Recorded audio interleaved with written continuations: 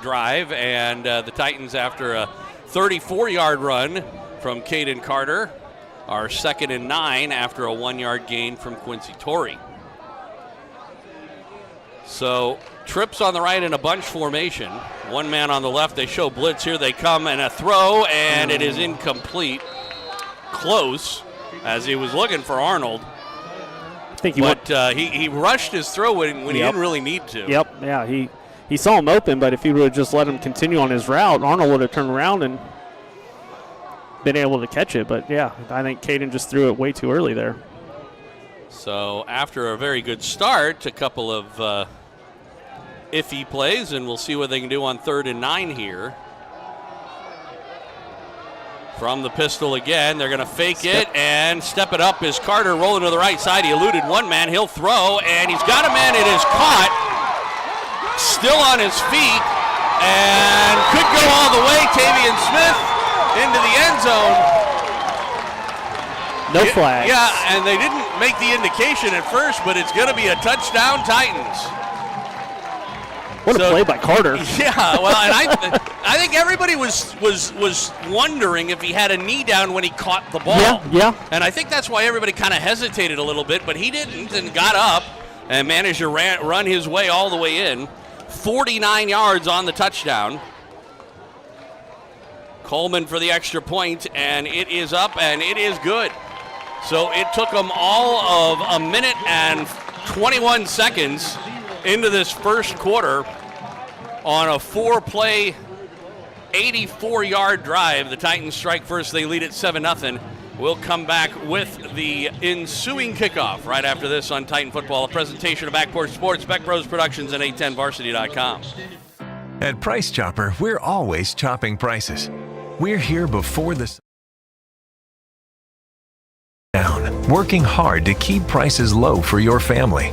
From the cashiers at the front of the store to our teammates in the back, throughout every department, we're all dedicated to bringing you your favorite food at prices you love. For freshness, selection, and low prices, Kansas City knows. Price Chopper.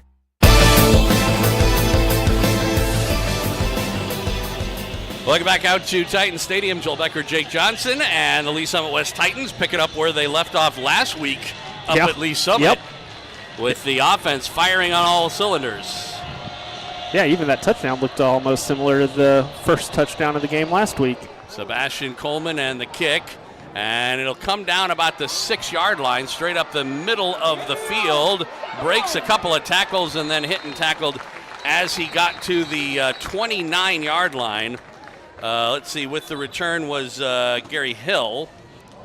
And that is where the Jaguars offense will take over. Oh, it might have a penalty on Blue Springs South. Yeah, we're looking for the indication. There's definitely a flag down, but usually that's in holding territory or illegal block, and that's what it is, a block in the back. That'll be a block in the back by the Jaguars. So that should cost them 10 yards from the 30-yard line and put them 1st and 10 on the 20.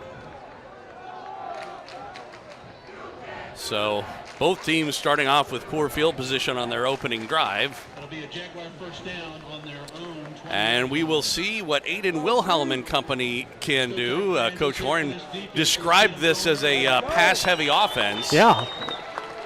I don't know if the wind's going to make a difference or not. That's kind of died down since you and Coach Horn talked to. Flags aren't really moving much. Not too much, although they give it to Hawkins here on the first down play. He was caught from behind. A nice play by Woods as he came in. Terrell came in from around the back and managed to get him in the backfield. No gain on the play, 2nd and 10. Yeah, that was another thing Coach Horn talked about was the bad tackling last week. He had a swarm of Titans right there. 2nd down, shotgun formation, twins on either side. Wilhelm, and he'll give it to Hawkins again, trying to go off left side. And he gets hit and tackled up near the 25. That was Wilson, helped out by Coleman on the second level, but pick up a 5, but it's still going to set up a 3rd and 5. Yeah, love to see when your safeties can come up and hit like that. So they haven't put the ball in the air yet. We'll see what they do here, and if the Titans come after him. Back to throws Wilhelm. He gets a late blitz. He lets it go down the field in the middle and incomplete. It was intended for Jackson, but he overthrew him by maybe about 5 feet, and it looks like a 3-and-out for the Jaguars. Good start for the Titan defense. 3-and-out, get the ball real quick back to the offense. Love it. So, same guy that does the kickoffs apparently does the punting as well, and that's Parker Hunt. He is standing back at his own 12 to kick this away on 4th down and 5.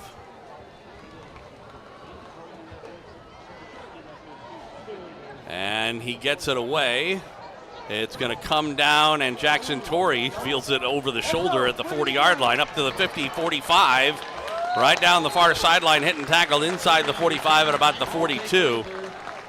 That's the second straight time that the Titans making it hard on themselves on these kicks. They've had three no-nos in a couple plays already this game. Yeah, somehow it still hasn't hurt the Titans yet. I was going to say they've gotten away with it, and in fact have terrific field position at the 42-yard line of the Jaguars. And obviously the last time around, the Titans didn't exactly have any trouble moving the football.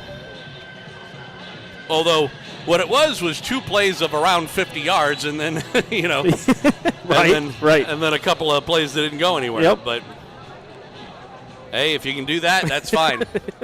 Say average of 20 yards a play is just fine. Yes, you can't complain about that. Pistol formation to get started. Trips on the left, and the give is to Quincy Tori, and he will get inside the 40 down to about the 37, maybe the 38. Let's give him a gain of 4, 2nd and 6 to the 38. Get Quincy going a little bit this week. He kind of had a off night last week. Nice to see him get some positive yards going here in the first quarter. Still only played 3 minutes of this first quarter. Again from the pistol, and another give, and Tori, and he was caught from behind as well. Managed to get a yard by pushing through it, but couldn't really get any momentum going, so it'll set up a 3rd and 5 from there. That might be one of the ones that Caden sees later on in the game, and he had a full rush where he can just pull that off the end and replace where those DNs came, and he's off and running. We'll see what the Titans want to do here on 3rd and 5 as far as running or passing. As Mortensen came in as an H-back on the left side. Carter rolling to his left. He's looking. He will pull it down, runs. Face mask. And he was able to get through it. Jeez. The flag finally comes out at the end. I can only assume that the official had a hard time getting that out of his pocket. But he ends up at the 25. Would have had a first down anyway. But I imagine they'll tack another 15 yards on that one. That one, the head snapped back. Yes. So it is a personal foul. And that'll add 15 yards to the end of the play. Although I believe they'll do it half the distance to the goal, so it'll be 12.5 yards. And that puts it at the 12.5, 1st and 10. So 8:10 left to go in this first quarter. We played less than 4 minutes. And the Titans in the red zone again. Tori to the right of Carter from the shotgun, and it snapped right through it. He picks it up, rolls to the right, and he's able to elude one man, but gets hit for a loss back to the 18. It'll be a loss of about 5 or 6, but he managed to at least pick it up. It's a dangerous thing when you got that bouncing football to reach down and grab it, but he didn't at least get it. And the scary thing as a quarterback is your back's to the line of scrimmage. You have no idea who's coming, where they're coming from, and that's the scary part. Luckily, he could pick it up, and it bounced right into his hands. But that's the second kind of iffy snap that we've had tonight. I wonder if it's just because it's so hot still and his hands are slipping off the ball, or that's something to watch for. Could be. They can get a first down without getting a touchdown. It's 2nd and 16 from the 18. Rolling to the left and being rushed and throwing. At least he was able to get it away, but Carter a little slow in getting up. But he'll get helped up. The linebacker Richburg able to get into the backfield and gave him a pretty good shot. I think he's favoring his ribs. I could be wrong. Yeah, he's taking a couple shots. I think on that face mask, he's still kind of trying to recover from that too. Feeling it from the neck. His neck got really jerked on that. So 3rd and 16. With the wind, I have no idea if they might even be in 4-down territory. Right, here. yeah, just take your points. But they better get up to the line of scrimmage. They only got 5 seconds. 6, yep. So, man in motion, takes the snap, and on a toss and incomplete. And boy, Carter not even close. Woldridge couldn't make the catch. The only real question there is, did he throw it backwards? Right. And then it would even be a further down, but they're saying it was a forward pass. Incomplete, but it'll be 4th and 16. And we are going to see Sebastian Coleman come out to try a 35-yard field goal. We know this is well within his range. Definitely in his range. And like you said, the flags are pretty dead at this point. Maybe he can hit that drone that's flying over the field goal post right now. I wonder what happens if that happens. There's the kick. It is up and no good. He pushed it off to the right side. And so they come away with nothing. It'll be 1st and 10 from the 20-yard line for the Jaguars. Well, it's kind of what we've seen earlier in games where Titans get a good drive and then kind of shoot themselves in the foot. That was what, if you remember, Coach Horton, when he was talking to, that's exactly what he talked about, was that, we may be winning games, but we have lots of work to do. Plenty to clean up. But yeah, that's exactly what he was talking about. Well, we haven't seen that in a couple weeks, so good thing it's only the first quarter. They can straighten that out. All right, so Wilhelm and company out for their second try at it. They throw for the first time over on the right side, and it was caught, hit almost immediately, but breaking tackles is Stevenson.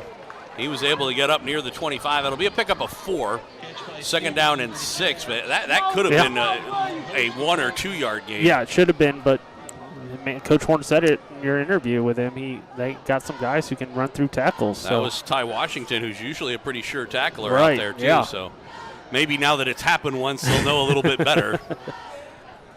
2nd down. Shotgun formation, back to throw Wilhelm. He's got time. He's going to let one go down the near side, and it is incomplete. Nearly intercepted, threw into double coverage. And that time Washington was kind of hanging out in center field. Wilson on the coverage was actually right there too. They both had a chance to pick that off. Yeah, it's almost like you're playing baseball in the outfield. I got it. Somebody just call it off. But good play by Washington there, just playing center field. That's the second time though they've taken a shot far downfield. Yeah, I think our secondary better get ready, because I'm sure they're going to keep coming back to it. I was just going to say I would expect that to continue. 3rd down and 6 from the 24. Man in motion, and we get a whistle. This movement, I would imagine, or perhaps an offsides. I didn't see anybody on the Titans move across. So I'm guessing this is, it's going to be a false start against the Jaguars, and that's going to move the 3rd and 6 to a 3rd and 11. Although 3rd and 10 is where they're actually putting it. Well, that ball was at the 24. Yeah, that was a 4-yard offsides call, which you don't see very often. Kind of takes you back math. Kind of takes you back to backyard football, doesn't it? Yes, yeah. Hey, just back them up to this. Rolling to the left side, Wilhelm. Looking, throwing. He's got a guy on the outside. It was caught by Stevenson, and that's going to be good enough for a 1st down. He got to the marker at about 2 yards further at the 32. So, at least on the positive side, that would have been a 1st down even if it was 3rd and 11, because he got 12. And the coverage was there. It's just a good throw. Yeah. So, 1st and 10, their first down of the game for the Jaguars. Wilhelm will give up the middle. Hawkins breaks a tackle, and he's going to have pretty close to a 1st down himself. Pickup of 10. That should move the chains up to the 42-yard line. Another 1st down for the Jaguars. We're about halfway through the 1st quarter. Now there won't be any of those timeouts anymore. That's even with the 90-degree temperatures today. That's good. We won't have the water breaks. 1st and 10 Jaguars. Back to throw Wilhelm. And a throw on the near side. It was caught by Hawkins trying to come up the near sideline. He was hit, knocked out of bounds. It'll be good for maybe 3, maybe 2. Actually going to put him at the 44, so it'll be 2nd down and 8. Man, and if nothing else, the officials giving every indication that it's okay if you hold. Or was I mistaken? No, I don't think you were. I think that was, And pretty obviously, too. It was.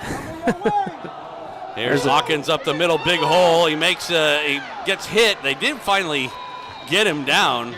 But as you were talking about before, these Jaguars are doing a real good job of running through tackles. Yeah, kind of like what Quincy does for us. They're just first guy, he's going to have to bring it.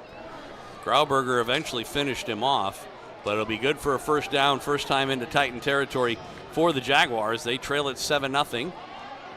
5.5 minutes to go, first quarter. Man in motion. And a give again to Hawkins, and this time he was hit at the line and taken down by Woods. And a second good play by Terrell Woods. Yeah, he shed that blocker and went. I didn't think he shed him. I think he just actually tackled him while the blocker was there. He actually reached around him. He seemed pretty mad on that play. He was going to make that play. He's like, this is how you tackle somebody, guys. Bunch trips on the left side. Back to throw, and throwing Wilhelm down the middle. Incomplete. That was a really weird situation. I don't know if you could see this for those of you watching on 810varsity.com. The guy snapped the football and his towel. The towel came back. I mean, literally on a line with it. He did, and so Wilhelm caught the football and let the towel go. Probably. But that's got to be distracting. Yeah, that towel's pretty long that he's got there too. So it's like in the NFL game this past week where they tried to throw it up to block a field goal. Third down and 10. Man in motion. Back to throw Wilhelm. He'll throw near side. It is caught by Hill. There was a block in the back. They didn't call it, but he's not going to get a first down. Apparently, I'm not the only one who saw it. Pickup of 5. It'll be fourth down and 5. We'll see whether or not. It looks like they're going to bring the punting unit on. This is a prime location for a potential fake. Yeah, D-line's going to have to hold their water here so they don't jump off sides. But that was good. Well, and that's the other thing, too. I've noticed on several of the plays movement going on beforehand. Little just flinches and sometimes actually steps. But they've been letting them play so far. 4th and 5. From about the midfield is where the punt's going to come off, and it's a line drive. Let it go. And it is going to be let go, and it goes into the end zone. Just barely, but it was enough. That's why you love field turf. If that's grass, that Jackson Tori making the right decision there, as it turned out.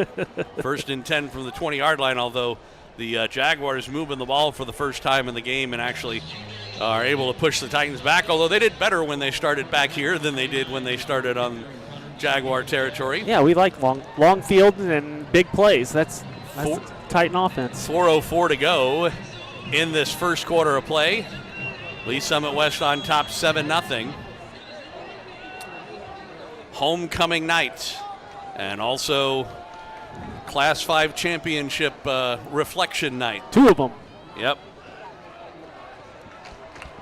Pistol formation as the Titans get started. Carter, and a give up the middle, stutter step, and it is Quincy Tori, and he gets through the pile across the 25 up to about the 28. And good patience and then just good power right up the gut. That was all Quincy Tori creating. So there's no hole. Let me make my own. This time, though, is nowhere for him to go. Man. Didn't get back to the line of scrimmage. Loss of about a yard, maybe 2. And it'll turn a 2nd and 2 to a 3rd and 4. 3.5 minutes to go. Titans going with some pace here. And they do throw the whistle. I don't think all of our men were set. It would seem not. So they tried to go with pace to catch the Jaguars off guard. Instead, they turn a 3rd and 4 into a 3rd and 9. Not what you want to see, unfortunately. Especially after defense, you kind of want defense to get a quick breather, but I mean, don't want to go 3 and out here. Nope. 3rd and 9 is hard, but it's not impossible. So. And we've seen it from them that it's very manageable. We'll see what they do here. Carter looking back toward the sideline to get the play. Shotgun formation. Man to his left and twins on either side now. Tavion Sims goes in motion. They throw it out to him on a swing pass. Makes one man miss, and he's going to be short of the first down. Boy, he was 1 on 4 there. Yeah, he managed to make one guy miss, and then he's like, there's really nowhere for me to go. I'll get what I can. It'll be 4th and 2. Math ain't math in there. That's tough to ask Sims to go 1 on 4. I don't know if the receivers were just trying to run off and they were in zone. Owen Walker standing back at his own 14 to punt it away on 4th and 2. He steps into it. High punt. And it was off the side of his foot a bit. It's going to go out of bounds around the 40. I believe it'll be closer to the 43 or so. And yeah, they'll stop about the 44. So good field position for the Jaguars after their offense started going a little bit in that last drive. We'll see if the Titans make any adjustments here on defense. I think what Coach Horn talked about is the big thing is tackling. I think we got to bring more than just one to the football and everybody wrap up. So one man out wide, way wide on the left side, and then there's trips in a bunch on the right, man in motion from right to left. Wilhelm will give up the middle, Walker, and he's hit at the line and taken down. That was Woods again, but there was also a little help over there as Ford and Putman, just sort of got in the way. Yep.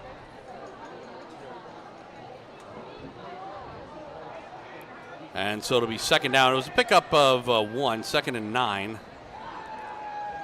Again from the shotgun, this time Twins on the left. And again they give it. Walker, and again he's hit. That time it was Fosnow getting in the backfield to disrupt that, and he eventually ended up with the tackle. Yeah, the whole D-line was back there. They made, I think the play was supposed to come our way, and he put his foot in the ground and cut back and right into Fosnow. Really no gain on the play. 3rd and 9, short 9 or a long 8. Twins on the left, one man on the right. Now the man in motion from left to right. Back to throw Wilhelm. He's got lots of time. Now he's going to step up. He's going to run. He's got a lot of running room. He'll get a 1st down and more. On the left side, he's forced out of bounds as he gets up near the Titan 42. That was a pickup of 14 on 3rd and 8. And the Jaguars get a new set of downs with coming up on about a minute left to go in this quarter. That was good coverage downfield by the Titan secondary. Just couldn't get to the quarterback. So Twins on either side. And it is a give. Trying to go off right tackle. Trying to stretch it out is Walker, and he's tripped up as he gets inside the 40 to about the 38. Or Hawkins, excuse me. As KJ Hawkins picks up another 4, 2nd down and 6. Or let's give him 5 on that. 2nd and 5. Under a minute to go in the first quarter. Trips on the left this time. They're not getting a whole lot of pressure. Got a back to throw Wilhelm. He will lay it out down the middle of the field, and it is caught. Touchdown. Touchdown Jaguars as Tyus Jackson. It was not bad coverage, but again, it was a very good throw, and he just laid it right in. Yeah. And he did have a step on him. It was not perfect coverage. Yeah, A.J. Lindsey was just underneath him, but yeah, I think that good throw, good catch is all you can say there. So they will attempt to tie it up here with Parker Hunt for the extra point. The kick is up, and it is good. So 27 seconds left to go in the first quarter, and we are all knotted up at 7. We'll take a break and come back for the kickoff right after this on Titan Football, a presentation of Backport Sports, Beck Bros Productions, and 810varsity.com.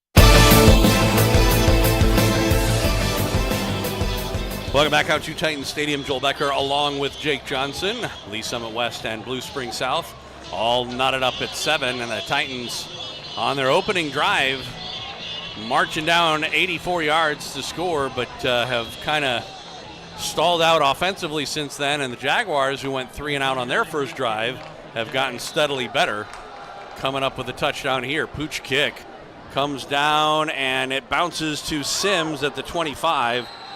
Was able to elude one or work off of a tackle and fall forward for a couple yards to the 26. Not bad field position for the Titans, but they'd like to see their offense get back on track. Yeah, just not shoot yourselves in the foot. No dumb penalties to back you up on 3rd and short. Or bad snaps. Right, yeah. I mean, that's what killed their earlier drive. Yeah, they were in red zone territory, and a bad snap puts them back 7-8 yards for 2nd and 16. You don't want that. So 24 seconds left to go in the first quarter. I don't know why the Titans are taking so long to get out of there. There's 10 seconds left to go in the play clock as they come up to the line. And they're not even in that much of a hurry. 3-2, man in motion, and they do get the playoff. It is a toss sweep, and Sims cuts inside. He'll get up near the 30, and he's pushed backwards. They'll give him forward progress to about the 29. It'll be a pickup of 2. 2nd down, and they gave him the 30, so let's call it a pickup of 3, 2nd and 7. I think they might just let this go to the quarter. Oh, yeah, there's no question. So that's going to be the last play of the quarter. 12 minutes of football in the books. We haven't solved anything so far. Titans had a 7-0 lead. The Jaguars came back to tie it.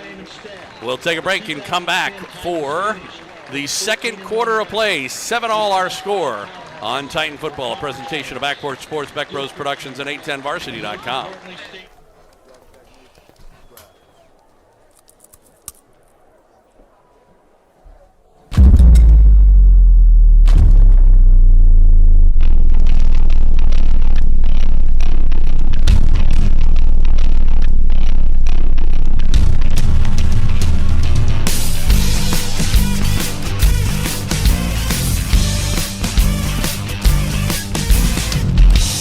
That carryout comes in clutch.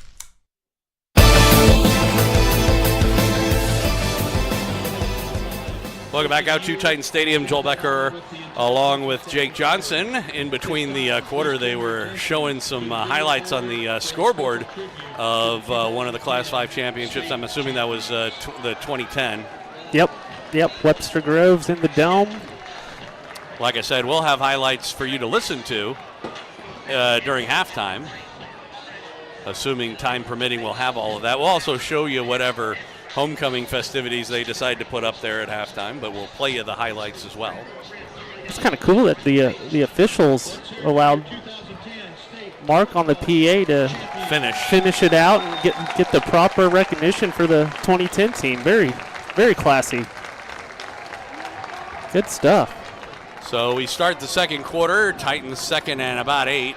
Maybe 7 from just outside the 30-yard line. Empty backfield at the moment for Carter. They show blitz. They come after him. They pick it up. Now he's going to pull it down and runs. Got a lot of running room up the near sideline across midfield. Runs out of bounds at about the 49. They're going to only give him the 50, though. 1st and 10 Titans. Another long run for Caden Carter is his second one of the game. That one was almost just stealing. South got caught in man coverage, and there was no one to spy on Caden. Caden just took the right side and ran all the way down the field. So right at midfield, pistol formation, trips on the right. They give it. Quincy, Tori inside the 50 to about the 45. Pretty good smash that time between him and the free or one of the D-backs, Avendet. You hear that all the way up here. Quincy delivering it, too. I was just going to say. It wasn't the defender. So it'll be 2nd down. Do we have I don't know what's going on. Okay. There's some sort of an issue with the down marker, or indicator, I should say, on the far sideline. And Carter will keep it himself. Good decision. He's going to get a lot of running room. Off left tackle inside the 40, down around the 34. It'll be a pickup of 12 on 2nd and 6, 1st and 10 Titans. As a good decision that time by Caden Carter. Saw the guy coming in, pulled it back, and took it himself. Yeah, same play. You got a big gain in the first quarter. Same read. Defensive end came upfield, took the running back, and he goes right underneath it and follows his guard. On first down, they'll give it to Quincy Tori. He was hit, managed to break through it as Richburg got into the backfield, but he was able to at least fall forward and get positive yardage. Yeah, the fact that he was hit behind the line of scrimmage and gained a yard off of that. So it'll be 2nd down and 9. They're still having trouble with the down indicators on the far side, so you just have to make do without them. Pistol formation. And again, it's going to be a play-action fake and a throw, incomplete. Throwing into double coverage toward Jackson Tori. I think Blue Springs South has seen that play a couple times on film, little RPO, and this time Caden decided to pull it and throw. I think he would have been better off just giving it to his running back. So it'll be 3rd down, 3rd and 9. You'll have to take my word for it. Yeah. Must be a Bluetooth problem over there or something. Yep, down indicators say blank and 8 dots. Here is Carter. He steps up, and he was tripped up. He had one guy he had to get by, and that was the linebacker, Luke Smith. That was a good play by Smith. And a shoestring tackle, or otherwise I think Caden probably gets the first down. The first down and maybe more, yeah. Unfortunately, he didn't, and we'll see if they're going to the ball's on the 34-yard line, 35-yard line. Obviously, kicking-wise, it'd be about a 52-yard field goal. That's probably not what they can do. The problem is you can only get, so many yards. We'll see what kind of punt there is here. And Owen with the high punt, and it's going to drop and go into the end zone for a touchback. Had a chance.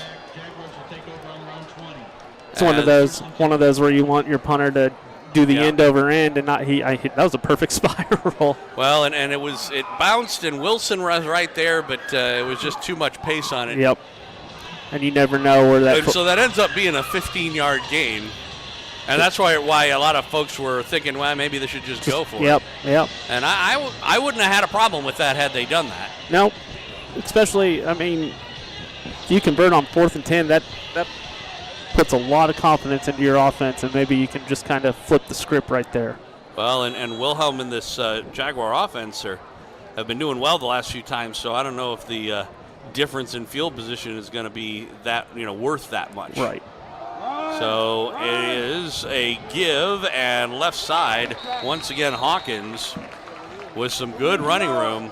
Pickup of 8, 2nd and 2, as he just went straight off left tackle, and nobody even touched him until he was 8 yards downfield. The south left tackle just sealed that edge, and linebackers and secondary had to make the tackle. Apparently the communication back on the down markers. Trips on the right side. Wilhelm from the shotgun back to throw, and he steps up. He is going to run it, and he's going to get a first down and more. Runs out of bounds around the 38.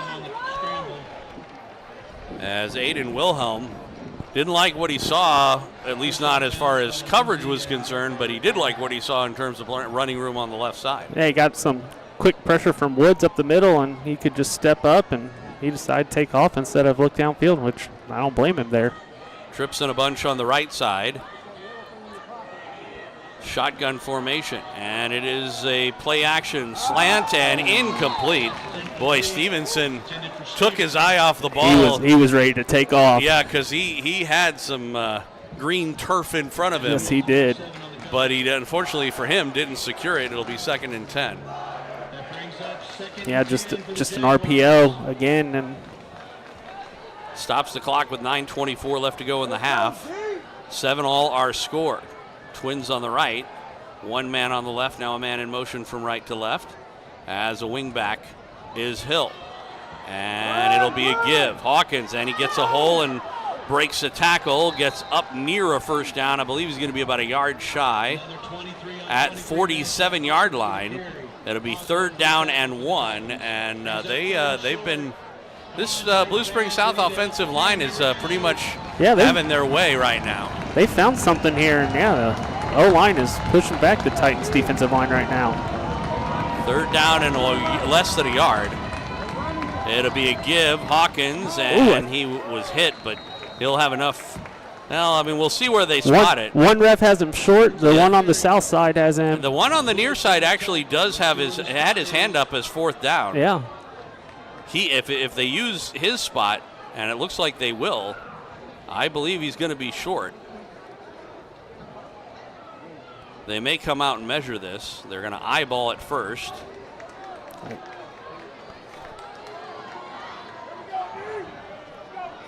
I mean, I think you have to measure it. Yeah, I think so, and that is what he's going to do. I know Our eyeballing it says that they're short. I know the blue springs. But only probably by about 6 inches. Yep. Yeah, nose of the football. Probably the white stripe of that Wilson is probably where it's going to end up being. So, but I know the Blue Springs South sideline, if they are short, they will not be happy about this because they were just grinding that ref over there. They thought he should have been the one doing the spotting instead of the official on this side. And yeah, like I said, I think it's less than 6 inches. Yep. The referee gave it like it was about 9 inches. I don't know if he can't put his fingers any closer to that, but it was clearly much closer than that. If the Titans are able to stop them. I can't. They're bringing the punting unit in. I am surprised. But I can't believe they're going to punt this football. As an 0-5 team, you got nothing to lose. It's not even 2 inches. Parker Hunt is standing back. But the other thing about this is even if they do, the way that the Titans can stop this is if they get penetration. But why would you snap it 5 yards back if you were going to fake it? Right. So they do snap it high to Parker. He is going to fake it, my. and he's not going to get anywhere close. Foz now got back to him and took him down about the 40-yard line, a loss of, 8, and the Titans take over. That was just ill-advised. Your offensive line has been playing so good, pushing back the Titans' defensive line, and man. That was a really weird, you said. I also see the head coach kind of getting into the punter. Maybe he just kind of decided to do that on his own. We'll never know, but I doubt it, although I would say more likely the coach told him something like, if you see this, you do that. Yep. And he did what he thought he was supposed to do, right. but the coach saw something different from what he saw, clearly. Well, maybe this puts a spark into the Titan offense. Good field position. It is at that. On play action, Carter throwing over the middle. Ooh. It is caught. Arnold, and he actually is able to force his way up inside the 30 to about the 26. That'll be a first down for the Titans. They took over at the 40. What a tough catch by Arnold there, man. Going across the middle. Caden's kind of got to throw him back on a little flood concept, and he knew he was going to take a shot, but to secure it right there, that was a great catch. Under 8 minutes to go in the half. Still tied at 7. Carter from the shotgun, and he will keep it himself up the middle, and he was able to get into the second level before he was stopped at about the 22. It'll be a pickup of, let's say, 4, second down and 6.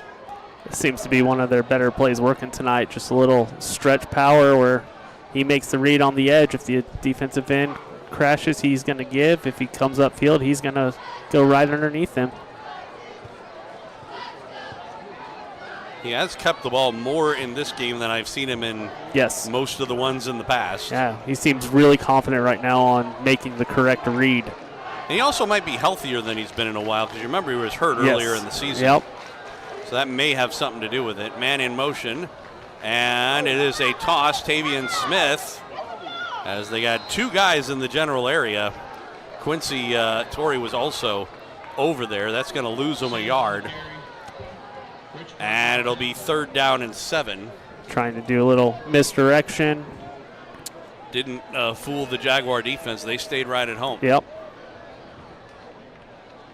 It's funny you hear coaches all the time preaching, stay at home. Sooner or later it will happen. And it's a perfect example right there of defensive end staying home and making a play. I had that happen to me one time and told me to stay at home, and I missed the game. So I was at home. No. I was at home. And Statue of Liberty, they give it Quincy, and Quincy Tori breaks a tackle, and he's going to be very close to a first down. Where they're standing, he may be about a half a yard short. But I tell you what, he's going to be a half a yard short, 4th and a couple of feet. They're going to bring the jumbo package in here, it looks like, and they're going to try and go quickly. Oh, no. Line up quickly, and the timeout was taken by the Jaguars before they could snap the ball, which they had to do. Yes. Yeah. Their defense was not ready, so if nothing else, at least we got them to burn a timeout. And now we have time to decide what we want to do. Yeah, and they pulled a Notre Dame. They took too many guys off the field. They only had 10 players on the field. So. Yeah, you definitely didn't want to let them snap it in that situation. But that gives us a chance to talk a little bit about that run by Quincy Tori, because, I mean, that could have easily been blown up almost as soon as he got the ball. Yeah. I mean, it was a Statue of Liberty play, and it really didn't fool him. It was more Tori just running well than, the misdirection of it. I'm not sure who got one of his linemen got a good block just to give him a little crease, and he found it. I think they should measure this, though. I think it's a lot closer than what we can see up here. I agree it's close. I don't think it's the full 2 feet that it says on the marker, but I think it clearly is short. Yeah, I've never noticed it changed a foot. That's fine. Yeah. So they keep it in this jumbo package. Direct snap to Quincy Tori, and he will get the first down. He only needed the 16, got inside the 15. So he picked up about 3 on 4th and a couple foot. It'll be first down. Second time the Titans are in the red zone. They're actually 0 for 1 in the red zone. Yep. Man, as all those old school coaches, they got to just love seeing a team come out in a formation like that and just, hey, we're running right here. You got to stop it. They just want to know where the dust is. Man in motion. And they fake it to him. Oh, big hit. As Carter, that's what happens when you fake a toss and aren't looking when you step forward, because unfortunately there was too much penetration into the backfield by the defensive line of the Jaguars, that front 3. He got up slow, too. Yeah, well, I mean, he was like walking into a wall. Yeah. Have you ever done that, turned and just walked right into a tree? Oh, yeah. That's kind of what happened to him there. Be a loss of a yard. And I know what that hit feels like, too, from a D lineman free shot on you. It does not feel good. It's not just the free shot, because free shots are okay if you see it coming and you can kind of protect yourself. When you're not expecting it. It's when you turn right into it. It'll be Jackson Tori, breaks a tackle into the 5, turns, and down to the 2, first and goal Titans. Jackson Tori with a big hole between the tackles. Good straight ahead run there, too. Offensive line fired off. Yep, hit it in a hurry. Yep. Going to bring in the heavy formation again.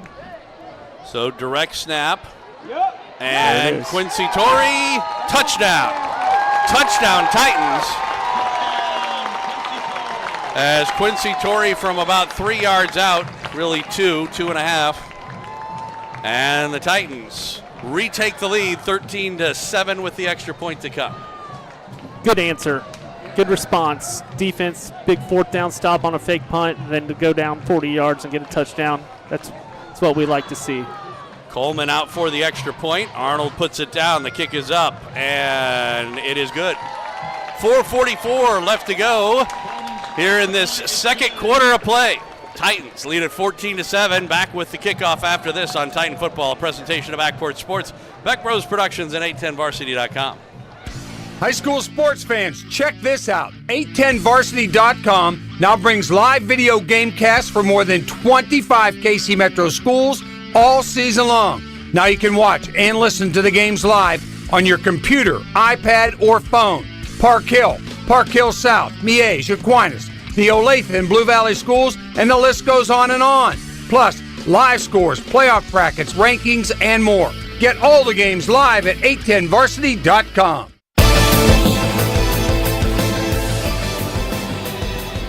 Welcome back to Titan Stadium. Joel Becker along with Jake Johnson. Lee Summit West, Blue Springs South. Titans on top of the Jaguars 14-7 on a good answer drive as they finally got their offense clicking with a short field. And boy, really coming back to bite them on that fake punt that did not work out for the Jaguars. So how about this? We've got some Harrisons and Bames in the house. You love to see them, man. some really good Lee Summit West alumni right there. High short kick comes down at about the 11, up the near hash, and pretty good return across the 35 to about the 37.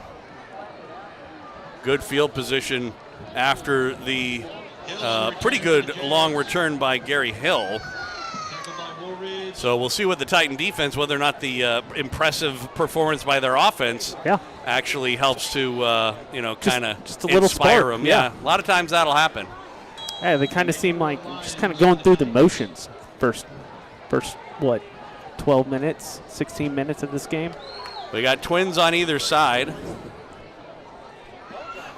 Royce Beam in the house.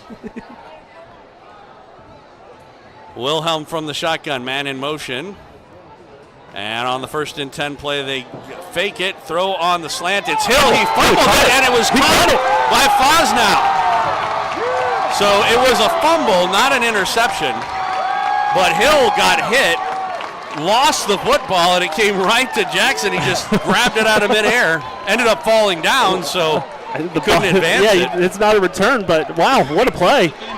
And the Titans will get right back on offense from the Jaguar 43. Man, I think he caught that. I don't think the ball ever hit the ground. No, it didn't. It never hit the ground. That's incredible. But Hill had it, took a couple of steps, so it was a fumble, not an interception. Yep.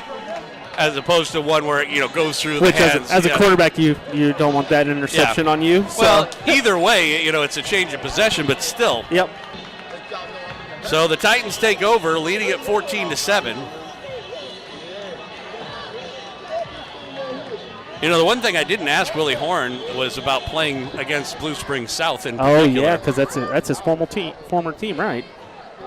And they give up the middle. Tori will get to the 41. A pickup of about 2, 2nd down and 8. He's probably happy I didn't ask him about that, to be honest. Yeah, just another distraction he probably would have said, which is understandable. Clock running with under 4 minutes left to go in the half. We also have some Harrisons in the house here. Superstars. They still look like they could be playing football. Oh, yeah. And it is Carter on the keeper. He was able to elude one man around the left side, gets a 1st down and more inside the 30 to the 28. Caden Carter using the legs, as he has done probably more in this game than any so far. I don't know what his total is, but he's got to be pushing, if not above 100 yards rushing. Pretty close. Last week he had 138 rushing yards, so hopefully pushing up there. Yeah, I guess again. He found something. Yeah, his legs. I think what you said earlier, he's healthy, feeling much better.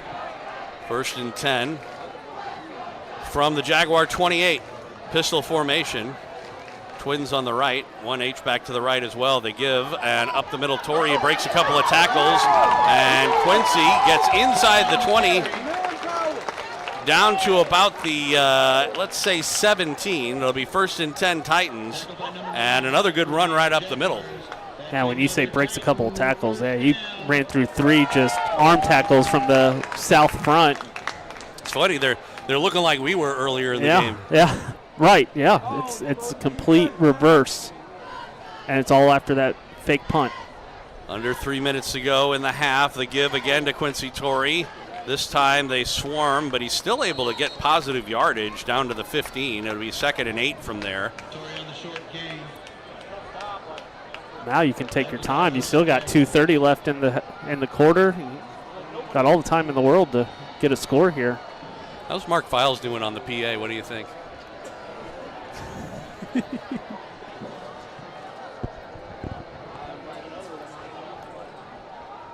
Clock down to about 15 as they look over to the sideline for the play. It's split backs for Carter in the shotgun formation, and they will give it, and Quincy Tori breaks through a whole big hole and into the end zone. Touchdown Titans from 16 yards out. Quincy Tori. And the Titans march down the field and take a 2-touchdown lead. It's 20-7 with the extra point to come. 2 big responses after a fake punt. Just kind of got the ball rolling for the Titans, kind of sparked them, and now 2 touchdowns in less than, 2.5 minutes? Both Quincy Tori rushing touchdowns. Sebastian Coleman for the extra point. Arnold puts it down. The kick is up, and it is good. 2:02 to go, first half. This will work like a 2-minute warning. Titans extend their lead, 21-7 our score. We'll take a break, come back for the kickoff right after this on Titan Football, a presentation of Backport Sports, Beck Bros Productions, and 810varsity.com. At Price Chopper, we're always chopping prices. Just like we're always making sure to keep our shelves stocked with the affordable, high-quality food your family loves. We're here to ensure the products you want are always right where you need them, when you need them. And with budget-friendly options on every shelf, you can be sure you're getting the very best for less. For freshness, selection, and low prices, Kansas City knows. Price Chopper.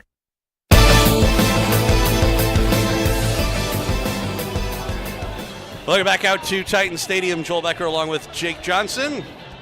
Lee Summit West, Blue Springs South. The Jaguars trailing the Titans 21-7. After coming back to tie it, the Titans took over on their initial drive with a 84-yard touchdown drive in only 4 plays, but gave up the lead, and now they've come back with 14 unanswered to lead at 21-7. The kickoff will come down about the 4-yard line and up the far hash mark across the 20-25 and to the 30-yard line. Another pretty good return there for the Jaguars, and once again it was the same guy who's been returning it the whole time, Gary Hill. Maybe they ought to kick it away from him. Yeah, I mean, he's getting 30-plus yard returns on every single kickoff. Kick it away, squib it, slow him down a little bit, get our guys down there. Boot it through the end zone. We've seen plenty of kickers this year do that. Under 2 minutes to go in the first half. At halftime, you're going to get to hear highlights of the Class 5 championships in 2010 and 2013. Plus, you can watch homecoming festivities or whatever they do. First down play is a give, and Hawkins goes off right tackle, good for about 3 up to the 33. Second down, and let's call it 2nd and 6 from there. Man, Wilson came up from his safety position, just flew downhill. Jaguars working quickly here as we're under 2 minutes to go in the half. Back to throw Wilhelm. He's got a ton of time. Throws near side. It is caught. Hit almost immediately and tackled on the play. It was Sanders on the catch. But, we can't keep giving Wilhelm all day to throw. No, need to get him moving in the pocket because he will pick you apart. He's shown it. I was shocked they ran on first down, though, not come out throwing. Maybe trying to keep him honest. Fosnow on the blitz, and he gets to him a fumble, and Fosnow is able to pick it up again. Second fumble recovery for Jax Fosnow, and again the Titans take over. Man, ball started on the left hash, and quarterback sprinted out to his right to set up, and Fosnow chased him all the way down. Did exactly what they're teaching defensive ends now, just go for the ball, and that's exactly what he did, and got a fortunate bounce where the ball just bounced right to him. Wilhelm didn't really know where that it was coming. He didn't help himself out at all. And he, as it turned out, because he didn't feel the pressure, he actually reached back with the ball and just left it out there. Yeah, he thought he was in the clear, and that's big no-no, especially if you're sprinting out away. Quarterback I don't think he thought that anyone was going to catch up with him. No. Because he was running away from Fosnow, but he got to him. First and 10 Titans from the 35 of the Jaguars. There it is. Play action, and Carter will throw. He's got a man, and it is caught. No, yes, it is caught. Woldridge inside the 10 at the 8-yard line. There's a Jaguar player down, slow in getting up, and that is one of their safeties, Griffin. I think it's Kayvon Griffin. And what a catch by Woldridge. Yeah, Carter trying to just make something happen there, scramble around, and kind of threw up a duck, but it got to him just before the south safety could get there. It was a good play. So they're attending to, he was just hit, I don't know if he, I think it was just an awkward. Got the wind knocked out of him or whatever it was. took a knee to the stomach or something. Halftime's coming up. Do you have duties at halftime? I think they have a float for you from homecoming where you can go out there and do all this. All the hay that he wants. You going to listen to highlights? Okay, Royce Bame in the house. This was his favorite game of the year, homecoming. Yeah. He loved the festivities. He loved going to downtown Lee Summit to get all his players on a float. I should say Hall of Famer Royce Bame. He used to be my partner, you know. And now I've got Hall of Famer Jake Johnson. And oh yeah. It'll be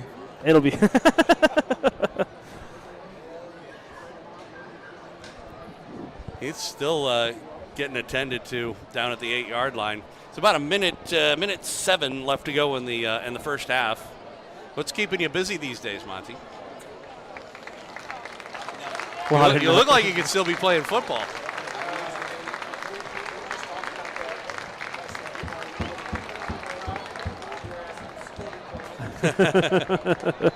He might have ran out of eligibility for high school. That'd have been fine. Is there another round of applause for all right. Griffin for the Jags? He was able to get himself off the field. It'll be first down and goal for the Titans, and it's going to be a give, and Tavion able to get himself to the 5. No further than that. Tavion Smith. Still got Simmons, excuse me. Got 2 timeouts. Might want to take one. Well, you could, but you don't really need to, and you can give yourself a chance to make sure they can't do anything. You've got another, 3 plays to get it in the end zone here.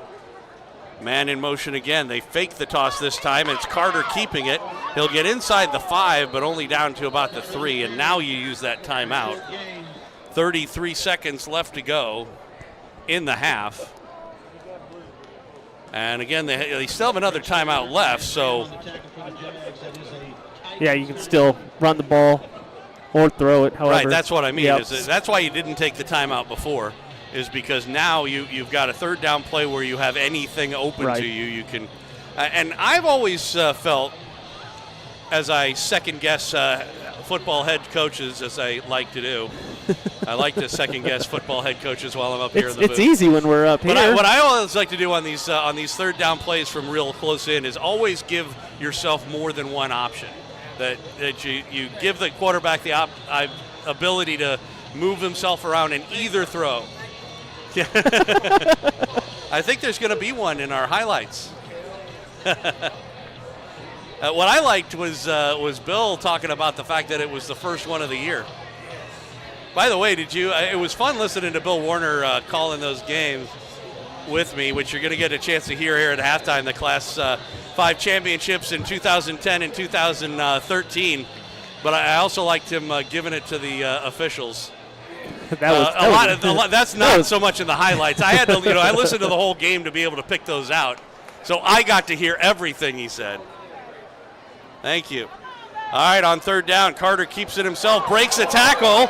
He's still on his feet to the end zone. Touchdown. Unreal. Touchdown, Titans. Cade and Carter would not be denied. What a run. He was stopped 4 yards back. And they had the personnel. I don't know how he broke that tackle. All that grease. Just getting more and more confident as a runner these last couple weeks as well. 26 and a half seconds left to go in the half. Snap back ball down. The whistles blow. Too many men on the field? Either that or a false start or something. 1, 2, 3, 4, 5, 6, 7, 8, 9, 10, 11, 12. On which side? The white side. Okay, so that would be an illegal substitution penalty on the Jaguars. They'll probably just decline it. Yeah. Let's move it forward and go for 2. Well, you could, but there's really not much point in doing that. No, they'll just decline it. Well, I don't know. They started they coming wanted off. to. Let's see. They are going to decline it. Penalties declined for too many men on the field. So Sebastian Coleman will have another shot at it here. I don't know why they didn't just let him kick it. I guess it must be a rule. Dead ball foul. Yeah. Kick is good. 26 and a half seconds left to go in the first half. Titans extend their lead further, 28-7 over the Jaguars. We'll take a quick break, come back for the kickoff after this on Titan Football, a presentation of Backport Sports, Beck Bros Productions, and 810varsity.com. Biscuits and taquitos and breakfast on a bun. Those are just a few of the things you can make a part of your morning routine at Whataburger. Then again, with so many choices, you could make a routine of not having a routine. But would not having a routine still be a routine?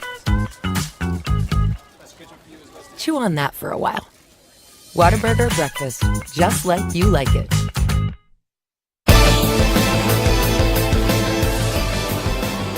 Welcome back out to Titan Stadium. Joel Becker, Jake Johnson, Lee Summit West and Blue Springs South. Titans on top of the Jaguars, 28-7. 21 unanswered points, all coming within about 8 minutes of this second quarter. Yeah, it might be less than that because they scored with about 2:02 left, and now with 26 seconds left. The other one was about 4 yep. or something. And they do squib it this time, and it is taken by an up man at the 20-yard line, and another good return up across the 35. Penalty flag. There is, a penalty that came down. from all the way over here. So we'll see if this one gets pushed back a little further.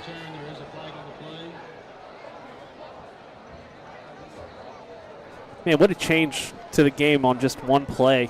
That fake punt that Blue Springs South tried to run, it kind of just shocked the system for West and really turned this game around. Legal block in the back is the call, so 10-yard penalty from the end of the run, and they put them back to about their own 23. 21 and a half seconds left to go. I assume we have a bit of an extended halftime because of the homecoming stuff, but they're always about 20 minutes anyway. Yeah. Wilhelm from the shotgun.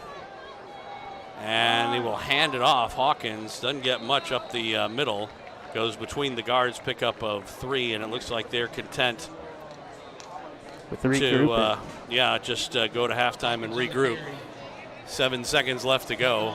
Doesn't look like they're going to run another play. So the first half will end, and after a early 7-0 lead and a tie game, it's been all Titans at the very end. 28-7 our halftime score. Started out good, first drive, then kind of hit a lull, kind of got, I think what Coach Horn talked about, get complacency, and then they figured it out. All right, so we've got some Class 5 championship highlights coming up for you here at halftime. We'll take a break and get right to it when we come back. This is Titan Football. 28-7 our score at halftime here on Titan Football, a presentation of Backport Sports, Beck Bros Productions, and 810varsity.com. 810 Varsity takes you through the football season like never before. Watch games live throughout Kansas and Missouri, and even postseason action at 810varsity.com. Plus live tournament brackets, top 25, Elite 81 All-Metro team, live scoreboard, stories, and more. Check out Kansas City's new home for high school sports coverage, 810varsity.com.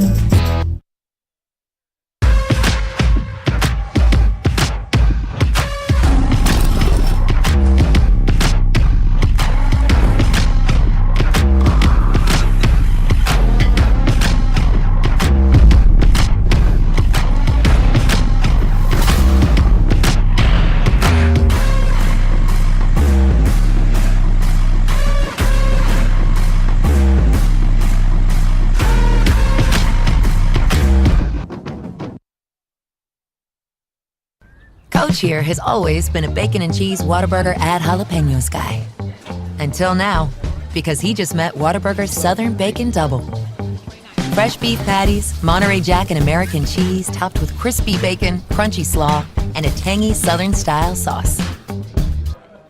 That's what we call an edible audible. Good call, Coach. The limited-time Southern Bacon Double from Whataburger. Just like you like it. Welcome back out to Titan Stadium. Joel Becker and Jake Johnson here on Lee Summit West Titans football, leading the Blue Springs South Jaguars. I'm not Jake. I'm getting to it. Eesh. Hall of Famer Royce Baim in the house. Hey. So your favorite week of the season, homecoming. Homecoming. And now, granted, this is my favorite time because I have my players back, my studs. So how big of a Monte, Shaq, so Ryan. So you won 3 state championships. 3 of them. And these were number 2 and 3, the 2 Class 5s. Very special. No yelling, I got the monkey off my back at the end of them. No, not at all, because we had studs freaking playing for us. As it turned out, they were 2 lopsided. Yeah, all of our state championship games have been blowouts. Which, also in those state championship games, hey, Wags, listen, Wags, in the state championship games, with those wins, we became nationally ranked in the nation. No, we were 9, Class 10, and we were 17 in Class 13. So it was pretty special. That is pretty amazing. And guess where those trophies are at? My house. Dr. Sharp said, hey, make sure when you retire, you take those home. Well, and I did. As we talked about before, it is homecoming, and so they've got a homecoming presentation. You're going to get to watch that here on 810varsity.com, but we're going to play you some highlights. These are from the actual radio broadcast, and these games are on real terrestrial radio. You can actually tune them in back in the day when everything wasn't streamed. And I tell you what, Joel, you did a fantastic, awesome job of all that stuff. Well, I appreciate that, and we'll let the folks hear it for themselves. This is the Class 5 championships from 2010 to give you a start. Good evening, ladies and gentlemen, and welcome out to the Edward Jones Dome in St. Louis. Joel Becker along with Bill Warner, Jeff Driscoll, and Mark Files, Lee Summit West and Webster Groves for the Class 5 Missouri State 11-man football championship. And I tell you what, it is an exciting day for the folks from Lee Summit West making the trip across the state here to the Dome for the second time in team history. Yeah, it's a great opportunity for these guys to get out and show the state what they have, and it is really exciting. It's a great atmosphere inside the Dome, and look forward to a great game. Not on 1st and 10, under center I formation behind him.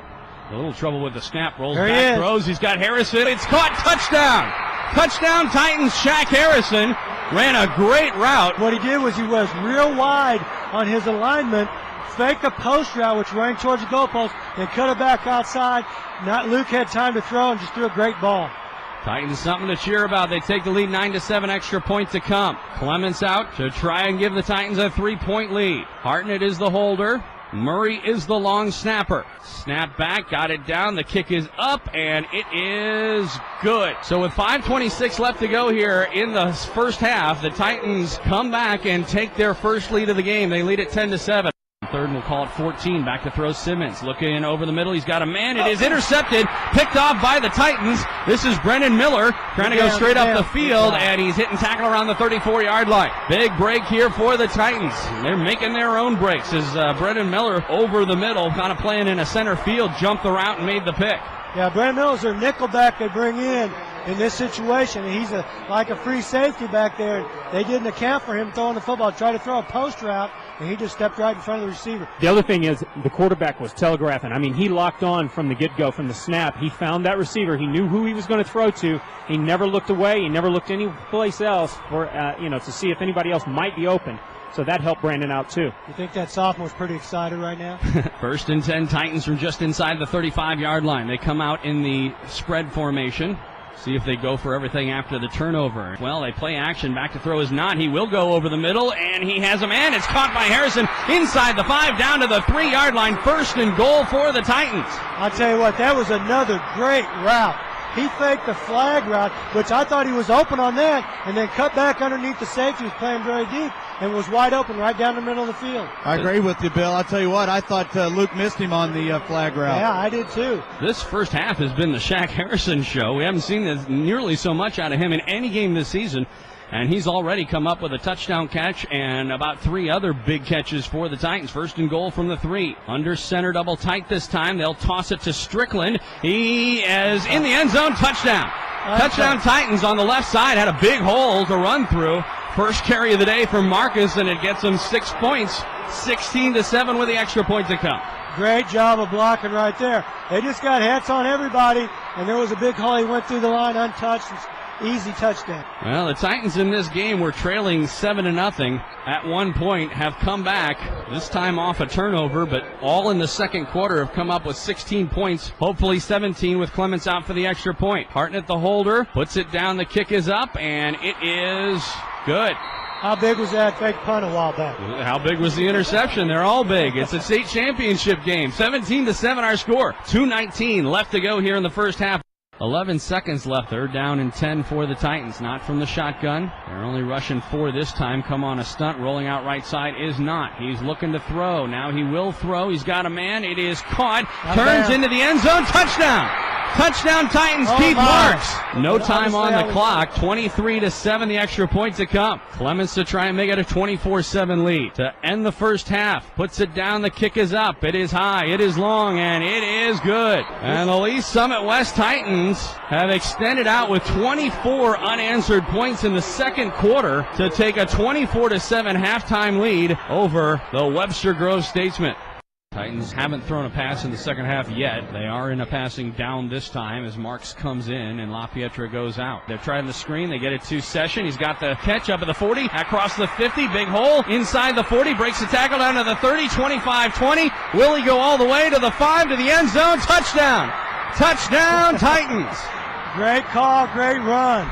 Darnay Session from 67 yards, and the Titans extend their lead. It's 31-7. Well, you didn't know if he was going to be fast enough, but he just kept running and nobody caught him. Snap back, ball down, kick up, high, long, and it is good. So with 6:42 left to go here in the third quarter, the Titans trying to bring home another championship. They lead at 31-7. All right, they put the ball in play, and here we go with quarter number 4. Titans come out in a spread offense, not in the shotgun with LaPietra with them. Smith out wide to the right side. Marks and Panko wide to the right. On second down and 5, and it is a keeper sweep right, and there is not. He's got a big hole inside the 30. He could go all the way to the 15, 10, 5. Touchdown, Titans. Great blocking on the perimeter that time by the outside receivers. Number 27, Brandon Smith, block of the night. Awesome job. Luke Knott, 51 yards on the ground into the end zone, practically untouched, and the Titans lead at 37-14 our score. Titans on top, 11:51, hopefully until a state championship for Lee Summit West. All right, so the Statesmen come out 1st and 10 from their own 35-yard line. Back to throw is Clemens. He will air one out on the right side, and it is intercepted. Paul Prestovich comes down with it back at the 26-yard line. 27, the Titans will take over 1st and 10. Not on 3rd and 10, back to throw. He's looking. He's got time. He throws. He's got a man. It is caught. It's going to be into the end zone. Panko, touchdown. Just a little post route. Yep. And I tell you what, he got a step behind, and that was an outstanding throw by Luke Knott. Just threaded the needle there.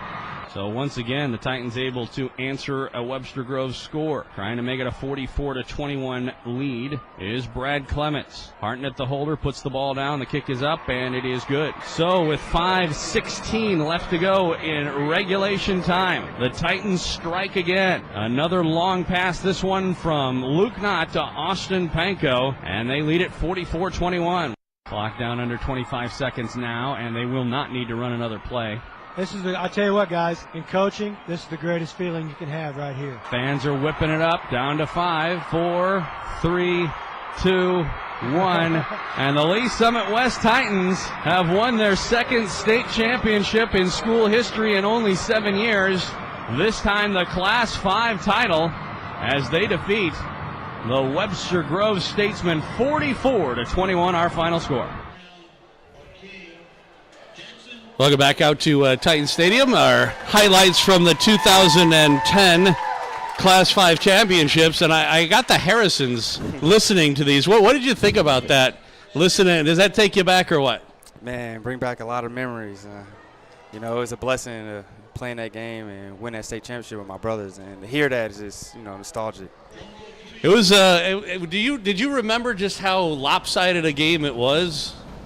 Yeah, I mean, I don't know. Because you remember going in, the Webster Grove States they were good. Yeah, they were supposed to be. I mean, in any state championship you go into, I don't think you ever disrespect the team that's on the other side because, I mean, they worked just as hard as we did to get to that spot. So you got to give them credit. Now, executing the game plan is completely different. I mean, we did what we were supposed to do. So I'm proud of our team and what we did in 10 and 13. So especially 10, though. I think those guys set in stone a lot of things moving forward, not just for, my class or any other class after that, but just how they worked. Panko, Shaq, B. Smith, so many people that you can name that just set a lot of things in stone, I'll tell you that. How important is it to you to be honored like this in this kind of an event? I don't think it's just me. I think it's just the teams, you know what I mean? Like, we really created a brotherhood that was different, and we still talk to these days in these times. So I'm grateful for it. God puts us on the earth to be able to be around people and, build relationships. So I'm grateful, man. And do you keep up those relationships? I mean, you 100%. I could tell that you and Royce still get along pretty well. Yeah, I mean, even when you don't have to talk to somebody for so long. I mean, it could be those type of things, but at the exact same time, when we do get together, it's like riding a bike. You know what I mean? It's nothing new. It comes right back to you. Right it really back to you. It literally feels like we in those moments again. I was telling them, it literally gives me flashbacks being up here, and it's good memories. So you ready to hear the 2013 highlights? Yeah, absolutely. All right, here we go. This is Class 5 Championship from 2013. Good afternoon, ladies and gentlemen, and welcome to the Edward Jones Dome here in St. Louis, where the Lee Summit West Titans will be taking on the Parkway Central Colts in the Class 5 Championship game.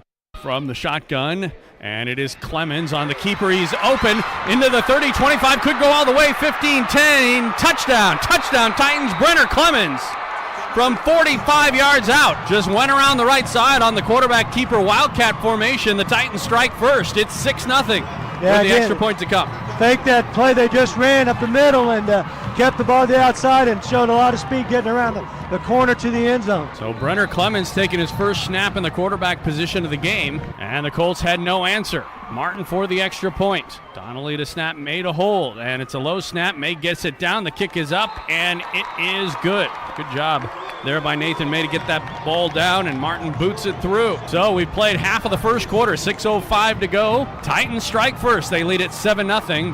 3rd down and 5. We'll see how they want to play it here. Run or pass as they go with twins out on the right. One of them, though, is Brooks in the slot. Split backs behind Lazenby. On 3rd down, takes the snap. It's play action, looking. He'll throw right side, and it is short, intercepted. Picked off by Cheadle. He'll come up the near sideline from the 25 to the 30. Up to the 40. Down the near sideline across midfield, still on his feet. He's hit and tackled at the Colt 40. Logan Cheadle, as Lazenby just threw that one up for grabs. And a good job by Cheadle to come over and make the easy pick, as it turned out. Yeah, it really was. It was a forced ball by the quarterback. I looked underneath. Nobody was open underneath. He went deep, and ill-advised throw, obviously. Back to throw is Ganadin. He throws. It is caught over the middle and inside the 10 down to about the 5-yard line. Brenner Clemens making the catch on the toss from Tom Ganadin. Down the seam route again, and the Titans in business inside the 10. It'll be 1st and goal. Clemens comes out, so it looks like they are going to go to a different formation. They're going to go with the full house formation. It looks like, with Monty Harrison taking the snap. 3 running backs to his right. Takes the snap, looking on the right side. He's got a hole into the end zone. Touchdown. Touchdown, Titans, Monty Harrison. With 26 seconds left to go, first quarter, the Titans strike again. They lead at 13-0 with the extra point to come. Martin for the extra point. Snap back, ball down. Kick up, high, long. It is good. 26 seconds showing on the clock, quarter number 1. Titans strike for the second time. They lead at 14-0. So it'll be 2nd and 6 after the gain of 4 by Saunders. They'll come out in I formation this time with Brooks the deep man, Saunders the up man, twins on the left. Lazenby under center. Takes the snap. It will be play action. Rolling to the right side with time. Throws, and it is intercepted again. Second time Logan Cheadle as he jumped the route and made the pick inside the 45 to about the Colt 43. And Cheadle comes up with his second interception, the Missouri commit, showing why he's going to go D1 next year. Yeah, he looked like a D1 player right there. They tried to run a deep out, and the ball was thrown pretty well, but he just cut in front of, like you said, jumped the route, cut in front of the receiver, and made a great play on the ball. And it looks like the Titans are going to send out the punting unit, which is probably the smart thing to do here. Tice standing back at his own 44, and they fake it. And it is taken on the left side. Clemens, he'll get a first down and more down the far sideline, inside the 20, forced out of bounds at about the 14, maybe down toward the 12. Well, Coach Royce Bames said in the pregame conversation that they weren't going to leave any stone unturned. There were going to be a couple of wrinkles, and there's one there as Brenner Clemens, the up man, taking the direct snap, and on the fake, he'll get the Titans inside the red zone down to the 12, 1st and 10. You haven't seen the Titans punt much all year, period. And then when you see, so you don't have film on them very much, and then obviously they haven't faked a punt all year, and so that really came out at a great time and a great call. It's funny, it brings you back to 2007. They did the same thing. You remember with Nick Ramirez. Man in motion here on the second down play. It is a toss on the right side, looking for a hole, and Williams into the end zone, touchdown. Ryan Williams from 11 yards out. The Titans get in the end zone for a third time. They lead it 20-0 with the extra point to come. Titans for the second time capitalizing on a Logan Cheadle interception with a touchdown. May puts it down. Martin's kick is up, and it is good. 8:47 to go first half. Titans 21-0 lead over the Parkway Central Colts. Ganadin will come back in for the 1st and 10 play. Williams stays in along with Zimmer coming in the backfield. They've got twins split out on the left side from the shotgun. Call this the power pistol, baby. Up the middle, and huge hole. Williams on the left side. He'll go inside the 20. Tries to get around the corner. Does inside the 5. Touchdown. Touchdown. Titans. Ryan Williams, second time into the end zone. This time, though, all the way from 35 yards out. And here we are with 4.5 minutes left to go in the first half of play, and the Titans with a 27-0 lead with the extra point to come. Tanner Martin, this will be a 30-yard attempt. May to put it down. Donnelly to snap. Last play of the half, barring a penalty. Snap back, they get it down, the kick is up, it's got the distance, and it is good.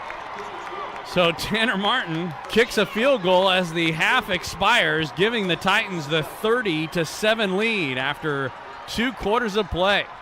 And we get the ball in play, clock running with 8:50 left to go, third quarter. Same formation, Burrow goes back in the backfield again, and they'll toss it to Williams on the right side, cuts inside the 15 to the 10 to the 5, touchdown! Touchdown Titans, Ryan Williams for the third time. And the Titans motor down the field, 77 yards on the ground, or 73 yards, all the way on the ground. So with 8:36 left to go, third quarter, Titans take the second half kickoff and march down from the 27 into the end zone, all on running plays. Ryan Williams with his third touchdown of the game to finish it off. Titans lead at 37-7. Clock stopped on the out-of-bounds run with 7:43 left to go, and the Titans on top 37-7. Lazenby under center, trips on the right in a bunch. And he will fake the toss, play action, looking on the right side. He'll throw right side. It is intercepted, coming down the near sideline. And it's Logan Cheadle again. Pick 6 for the Titans. Logan Cheadle with his third interception of the game. And I tell you, that one was just a gift from Lazenby. Titans all over the Colts. They lead at 43-7 with the extra point to come. Martin to make it a 44-7 lead. The kick up, and it is good. Splits the uprights right down the middle for Tanner Martin. 7:33 left to go, and now the Titans have that magic 35-point lead. Under 25 as you hear the Lee Summit faithful whoop it up on the far sideline. Krakemeyer takes a knee. Clock will run. We're down to 13 seconds. The Titans whip it up. Down to 5 seconds. 3, 2, 1, and the Lee Summit West Titans have won a Class 5 state title. Their third state title in school history, their second Class 5 title in 3 years, as they defeat the Parkway Central Colts 51-14, our final score. We are back live right now at Titans Stadium. Joel Becker and Monty and Shaq Harrison are actually alongside of me right now. What did you think? Oh, man, that was a bloodbath. In the first half, that was worse than our game at 10. It is what it is. Like he said, it was a bloodbath, but I don't know. Hearing some of the names, it brings back so many words. I was literally getting goosebumps like hearing those names, especially RP to DeJuan Simmons, the guy I got to play with, a guy I really got to know. Life taken away, but I tell you what, Joel, and what Monte's saying is very true. We've lost some players, but yet these two classes, 2010, 2013, great state championship teams. But I tell you what, tonight they're men, grown men, and you can see it. And I love them with all my heart. Well, thanks, Coach, and appreciate you guys taking some time up here. I do want to say one thing about West, though. A lot of people don't know this, but like this school changed our lives, me and my brother at least. So there's so much credit and just honor that goes to BAME and, you know, us playing other sports, Sheed, Meyer. We wouldn't be where we at right now if we didn't have this school. This is the motherland of us coming out of middle school and, you know, elementary. We had to get to this school, and once we got here, there was no messing around. It was all about winning. That's all we knew. So we was going to bring all the winning to this school. So a lot of credit to our coaches, a lot of credit to our teammates, and just the friendships we've made over the years, man. It's a blessing for sure. Absolutely. All right, well, we do have a game still going on here. 28-7 our score halftime.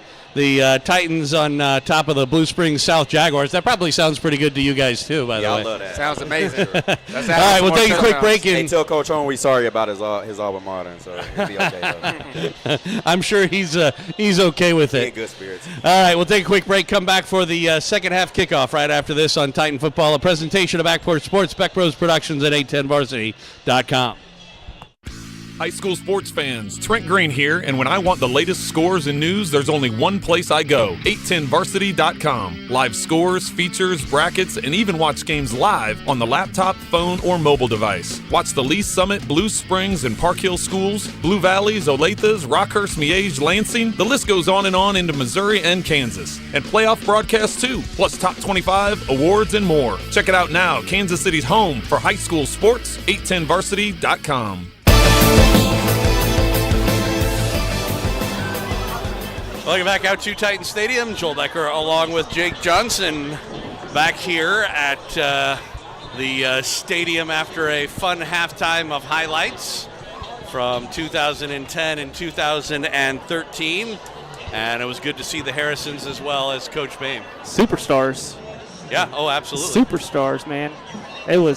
I never got to play with them. I did get to win this in the summer when I was at college. Yeah, wouldn't it have been nice to throw to those guys? It would have been. It's just unfair. Put the ball up and let them go get it. But I would come back in the summers for 7-on-7, and I would coach the JV 7-on-7 team, and I'd get to watch varsity play all the time, and it was one catch after another catch that they would make, and they made quarterbacks' jobs a lot easier. All righty. Well, we are about set to go for the second half as Coleman has the ball teed up right in the middle of the field on the 40-yard line, and we are underway. Line drive kick comes to an up man at the 20-yard line and up across the 30 to about the 34. And so still good field position. That's been about where they've been starting all night. I was just going to say, there's no point in doing the pooch kick if you're just going to give it to them at the. Yeah. It's going to be at the 35. Just kick it out of bounds or something. or better yet, go for an up back. Right. I always like to kick it off an up back. I don't know. They don't do that anymore. For onside kicks, I think kickers should just practice that now, kicking at someone who's up front. Right. Well, and especially like in the NFL and places like that where there's almost no chance to do it otherwise. Right. Just drill somebody. They've got enough accuracy, you would think. We'll see what kind of adjustments, if any, the Jaguars have made after giving up 21 unanswered points as they give to Hawkins, trying the left side, and a good job of pursuit by the Titan defense as KJ Hawkins only maybe a yard on the carry. It'll be second down. Let's give him a 2. Second and 8 with the ball on the 37-yard line. That's what you like to see, though, coming out. Swarm to the ball. There's 7-8 guys all around the ball right there. Trips on the right side this time. One man on the left, one man on the backfield, shotgun formation, and they'll toss on the wide receiver screen. And a good job again by the Titans swarming to it as the catch was made by Stevenson, but really nowhere to go. Pursuit. Good pursuit. Well, and more importantly, coming off those blocks. Because they did have two receivers up there, but the two D-backs were just able to come right off of it and get in the way. Much more physical. So it was a pickup of 3, though. 3rd down and 5. Ball on the 40-yard line. Opening drive, second half. Titans on top 21-7, and the Titans go early. I don't think they were drawn off. It didn't look like it. Coach Horn seems to think so. Maybe a receiver that no one else saw. Well, there was some movement, and they are having a discussion about it real quick. But I have a feeling this is just going to go against the Titans. I don't know if it deserves to be. Oh, well, how? They did. Called the false start. So apparently they did see whatever it was Coach Horn saw. Man, so it'll be 3rd down and 10 now. That's big. That obviously pushes them back 5 yards, but 3rd and 10 to open up the drive. Absolutely. We'll see if they can convert. They have been able to make good on a few long conversions. But now, down by 3 touchdowns coming out in the second half. We'll see if they give any pressure here. They do rush 4. And Wilhelm will throw on the far side, and it's incomplete. It was underthrown by quite a bit. It was intended for Stevenson, I believe, over there on the far side. That was good coverage by Tori. He was there step for step. And Parker Hunt will come out to kick it away. So the Titans able to make a good stand on the opening drive of the second half. Hunt standing back at about his own 23. A couple of guys back for the Titans.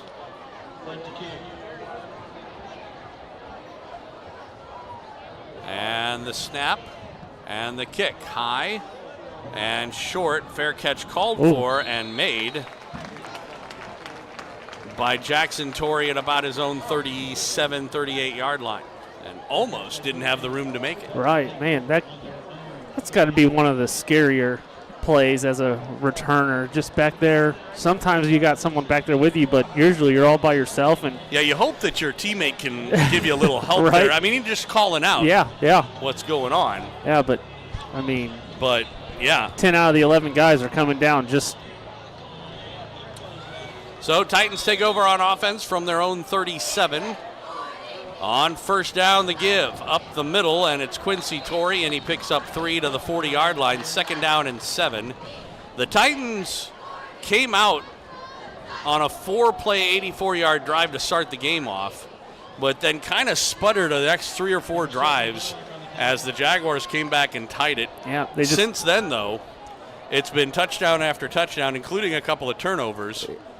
And then, by the Jaguars that were converted into touchdowns by the Titans. 2nd down, and again right up the middle. This time it's Jackson Tori, and he picks up 2 to make it a 3rd and 5. Yeah, we saw on those drives it was a penalty here, a penalty there, or a bad snap that cost them like 6-7 yards. And that was when they were sputtering. Yeah, when they were sputtering. And then to answer on that after that fake punt, everything was clean. No penalties. Getting forward, getting positive yards on every play. And a lot of yards on the legs of Caden Carter as well. 3rd down and 5. And boy, his touchdown run at the end of the half was just I'm glad we can watch that again. Yeah. Trips on the right side here. 3rd down and 5. One man in the backfield. Back to throw. And he pulls the ball down. He's going to get sacked. Didn't like what he saw as he pulled back for it, but decided better of it and took the sack. It was probably the right decision because it probably would have been a pick. Corner was sitting right on that hitch route. So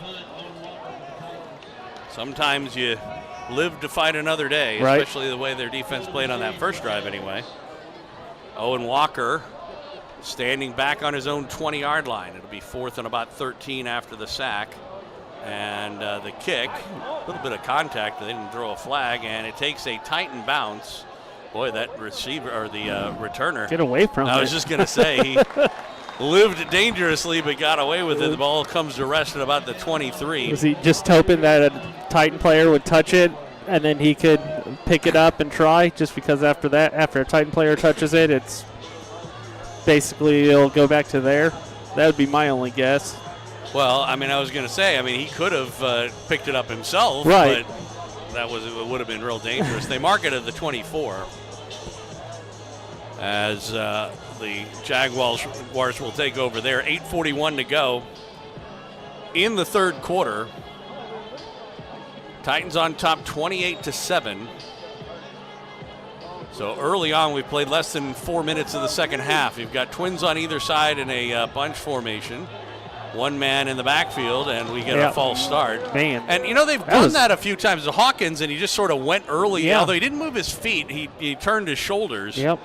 And the thing about that is that it's not that they called that one. It's not the first time it's happened, though. No. I was shocked they called that one because it seemed like they were just going to let it go. Yeah, they almost did. I think they heard it enough from the coaching staff down there. Perhaps. So it'll set up a first down and 15. And the Jaguars are not helping themselves offensively so far. Trips on the left side. Back to throw, trying to set up a wide receiver screen again, and again a good job of coming off a block by a Titan cornerback. The pass was complete to Hill, but he's stopped for really maybe a yard gain. Let's call it 2nd and 14. And once again, like I said before, the Titans defensively have done a good job of coming off these blocks. Yeah, I know some secondary coaches who would love to show that tape to their corners and safeties on how to shadow block and make a tackle in open field. Back to throw Wilhelm. He's getting rushed. Rolls out to the right side. He will pull the ball down. He's forced out of bounds as he gets near the 30. Probably stepped out at about the 28. It'll be a pickup of 7 or 8, but it was 3rd down and 14, so it's still going to be 3rd and long. Let's call it 3rd and 7 from there. Maybe 6. Ball's at the 28. They need the 34, so 3rd and 6. Jaguars working quickly. Now they look over to the sideline for the play. They've got trips on the left, one on the right. Shotgun formation, Hawkins to the left of Wilhelm. On the 3rd down play, back to throw. They rush 4, he throws, and it is dropped. Incomplete. In and out of the hands of the intended receiver, Sanders. And it'll be another punting situation here for the Jaguars. That was a good throw, just dropped. I like that route concept too. They sent one guy deep and Sanders came underneath on a little in route. Would have been a first down if he had caught it. It really got the safety and corner confused. They didn't know if to kind of just let it go and one step up, but they got lucky there. Titan defense, another 3 and out. Hunt is standing back at his own 15. Sims back deep for the Titans. And the kick.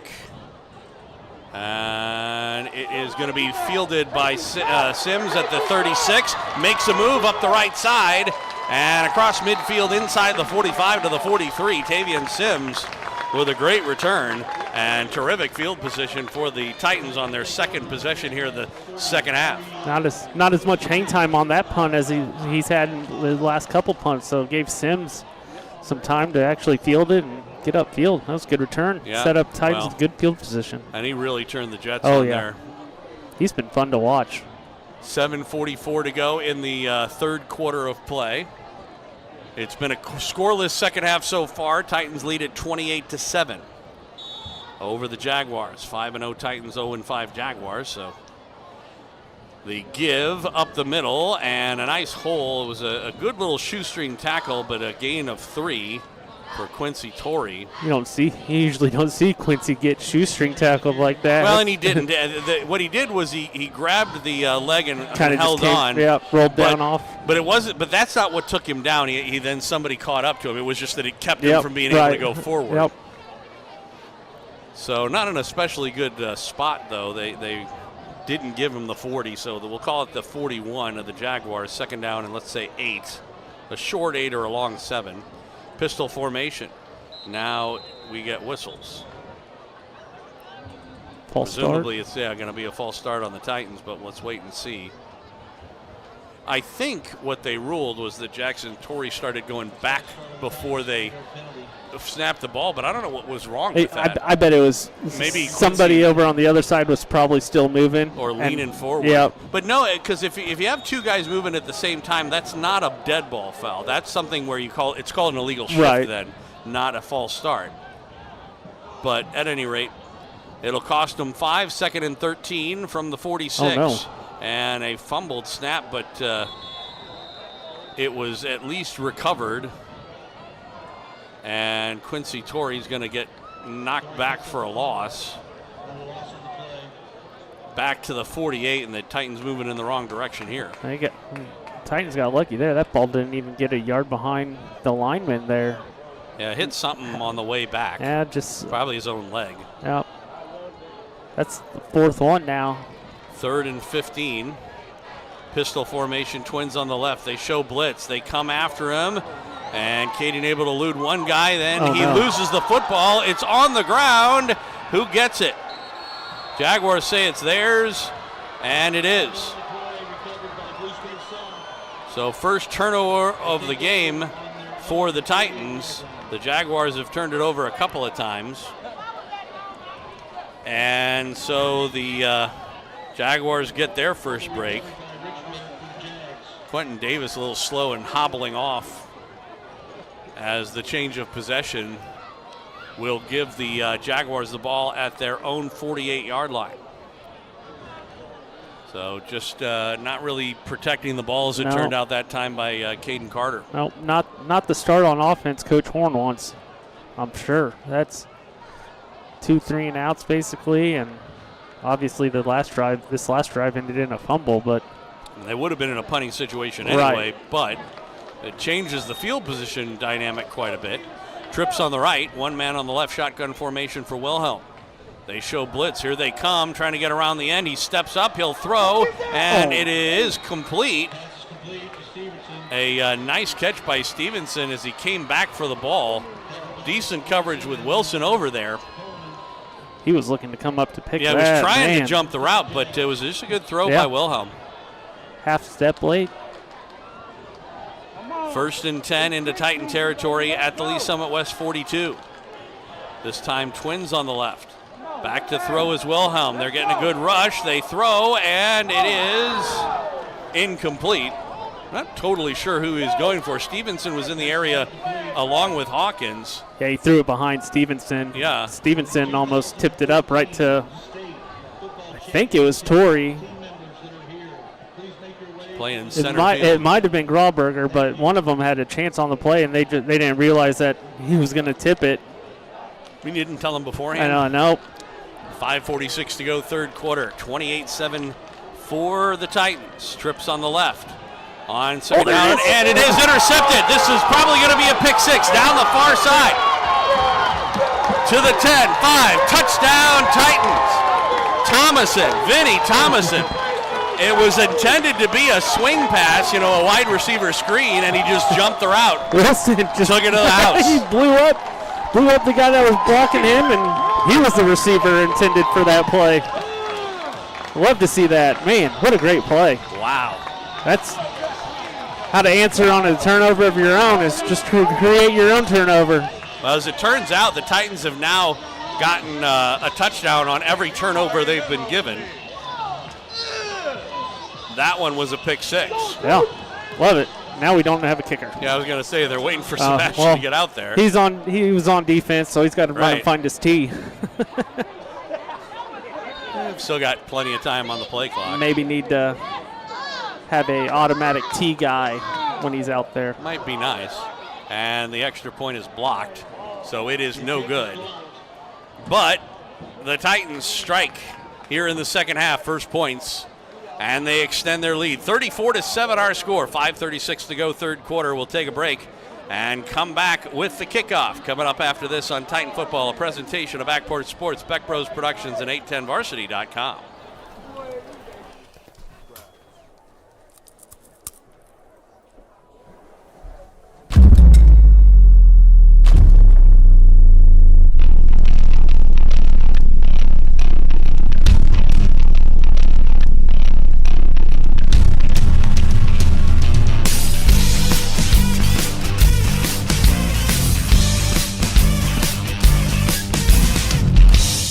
carryout comes in clutch.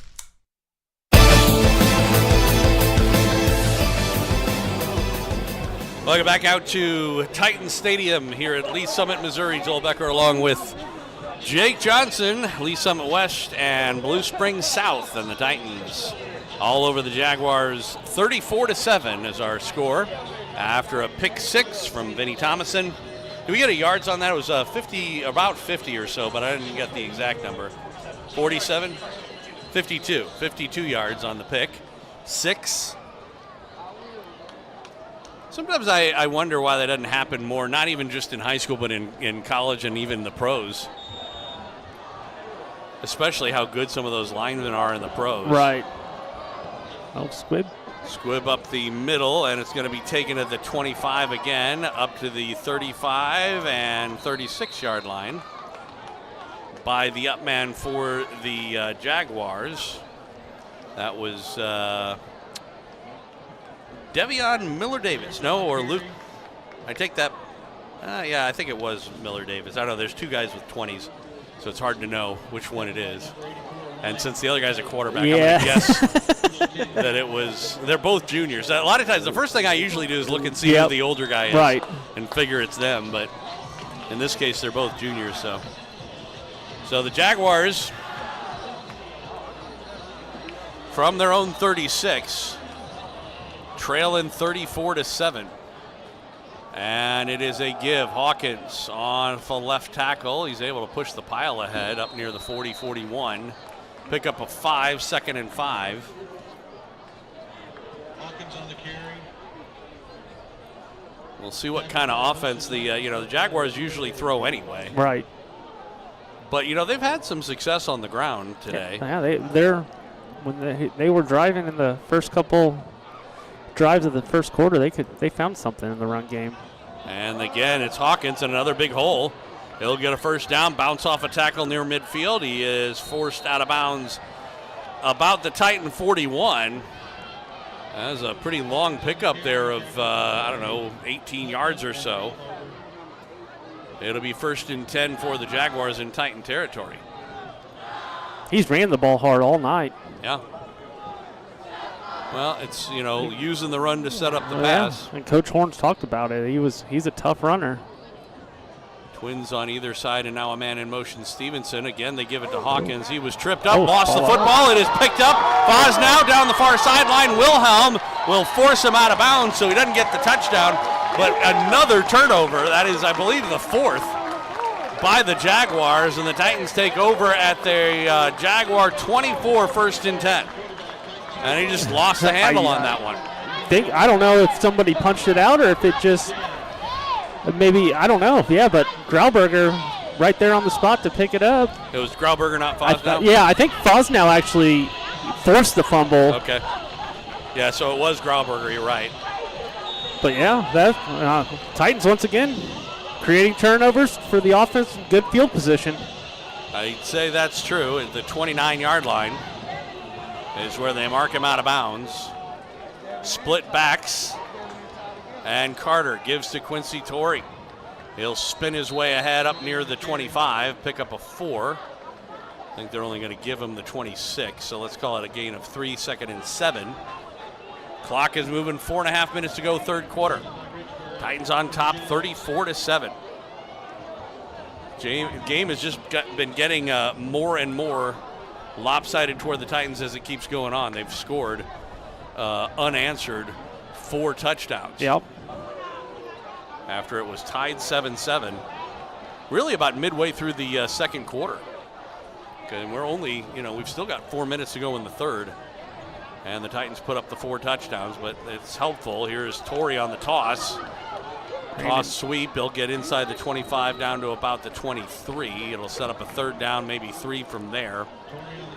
But, it's like I said, it's indicative of the kind of team we have this year. Yes. That they just keep going. Yeah, and they figure it out. We saw that last week against Lee Summit, too, that they just kept extending the game further and further. Yeah, and that was also kind of a slow start as well. Yeah, developing game. Yeah. From the pistol, they'll give it to Quincy Tori on third down. There's a flag that comes in late. I think he got the first down, but it may not make any difference here. We're going to get our first holding call of the night? It is. Well, anytime the referee, the white hat, actually throws it from back there into the line, that's pretty much what he's going to call. Yep. The only other possibility is a face mask. Yeah, hands to the face. Yeah, that kind of thing. But so that'll cost them 10 yards, and a 3rd and 4 will become a 3rd and 14. It's a 10-yard penalty from the start of the foul. The Titans will Actually, from where it happened, it'll be 3rd and 15. So 3rd and long 15. 3rd and, yeah. We'll see what they do here. The ball on the 35. They may be in 4-down territory. Back to throw, and Carter completes it. Arnold with his first catch. Breaks a tackle, and he's forced out of bounds. No flag that I see on that, on the grab, but he managed to get a first down anyway. I wonder if he just, because he let it go and they weren't going to call penalties. No harm, no foul, right, as it turns out. Good run by Arnold. He just kept going. Good route. Found the open space. Well, I'm surprised they didn't call a sideline violation on the Jaguars there. That literally knocked over the guy with the down indicators as Jackson Tori, not much on that one, spun around and knocked down for no gain on the play. Inside the red zone, the ball at about the 19.5, 2nd down and 11. Clock under 3 minutes to go, 3rd quarter. Titans on top 34-7. Trying to make it a 34-point lead. Oh, man. Pistol formation. A little confusion. Lining Man in up. motion. Arnold coming out to the left side. Now a little trickery here as they move the line all the way over to the left. Man in motion is Sims, and they will give it to Sims. He was not fooled, the defense, but he did still manage to get positive yards at it. Breaks one tackle, which would have been for a loss, and gets down to about the 10-yard line. He'll be shy of a first down, but only by a couple. It'll be 3rd and 2, ball on about the 11. Just inside the 11, they need the 9. Heck of a run. Yeah, it's a very poorly executed trick play. They executed it fine. I just mean that it didn't fool the defense, and yet he still managed to get 9-10 yards on the play. A little swinging gate or polecat action there. Well, normally you expect that, the line to move over with them, and they didn't. Blue Spring South's defensive line just stayed right there. Which, it's interesting, but you would think that the coaching would be, if that's what they do, just throw it over to... Yeah, move it to the other way. Boy, here is Carter on the keeper. I don't think he meant to do that, but he's going to get a first down. Did he fumble it? It looked like they thought he did, and yes, he did. And the Jaguars come up with it on their own 6-yard line. Very end of the play, the ball came loose. And Blue Spring South comes up with it. That's too bad. That whole play was just a train wreck from the start. Yep. It was intended to be a handoff to Quincy Tori, but he either didn't get the play or just, didn't see the ball coming at him. And so he never took it. And Caden's like, well, I got the ball, and there's 11 guys running at me. What do I do? What do I do? Move. But he got himself a first down, but then again, I don't know if somebody, it's far enough away that I couldn't see if it was punched out or a helmet or what. But it did come loose at the end. That's unfortunate. That's two straight turnovers. Yeah. Although the Jaguars were kind enough to give one back. And they're pushed back on their own end. It is a give. Hawkins trying to go up the middle. Not much there. He will be shy of the 10-yard line. Maybe a gain of 1 second and 9 from the 8-yard line. So, minute and a half left to go in this 3rd quarter. Titans still with a comfortable lead at 34-7. We'll see if their defense steps up even more here. Hawkins to the right of Wilhelm. Twins on the right side as well. They will give it to Hawkins, and he was able to sidestep one. Big hit by Grauberger to stop him in his tracks, but it was a gain of maybe 5. And I think he may actually, it's Foz now who's a little slow in getting up. Cramp maybe? Hard to say. It'll set up a 3rd down and 3, 3rd and 4 or so. The ball's on the 14, and they need the sort of 17 or 18, so it's like 3rd and a long 3 or a short 4. We'll see if they try and run it here. They've got Twins on the left now, a man in motion. And it's going to be a give to Hawkins, and he's going to be shy. And I tell you what, I mean, they're down 27 points. I don't see any movement on that sideline over there for the punt team. Doesn't look like it. Fourth down and about a yard. Oh, they gave him the first down. Oh, he looked short from. Yeah, originally man. I thought for sure. Well, no wonder there was no movement for the punt team. So 1st and 10, they gave him the 17. That was just a generous spot, I would say. Twins on the left. Back to throw is Wilhelm. With time, he'll swing it out. There's a flag down. A couple of flags come down. It got to Hawkins, and he gets up to the 31. I think this one's coming back, though. 2 flags, both in the same vicinity. Yeah, and the hold is the call against the Jaguars. So that'll be half the distance to the goal and set up a first down and long, as the clock stops with 17.9 seconds left to go in the quarter. I believe they will put the clock in motion once they mark off the penalty, so this could be the last play of the third quarter. Yep. We'll see if they decide they want to get one off or not before the time expires. They put it at about the 9, so it'll be first down and 19. Actually, it's closer to the 8. Sort of in between the two, and they do get the clock moving. So they have time to run the play if they want. Looks like they are under center at least. Shotgun formation. So they'll run one more play, give it to Hawkins, right side. He's hit and tackled. Maybe a couple 3 on the play.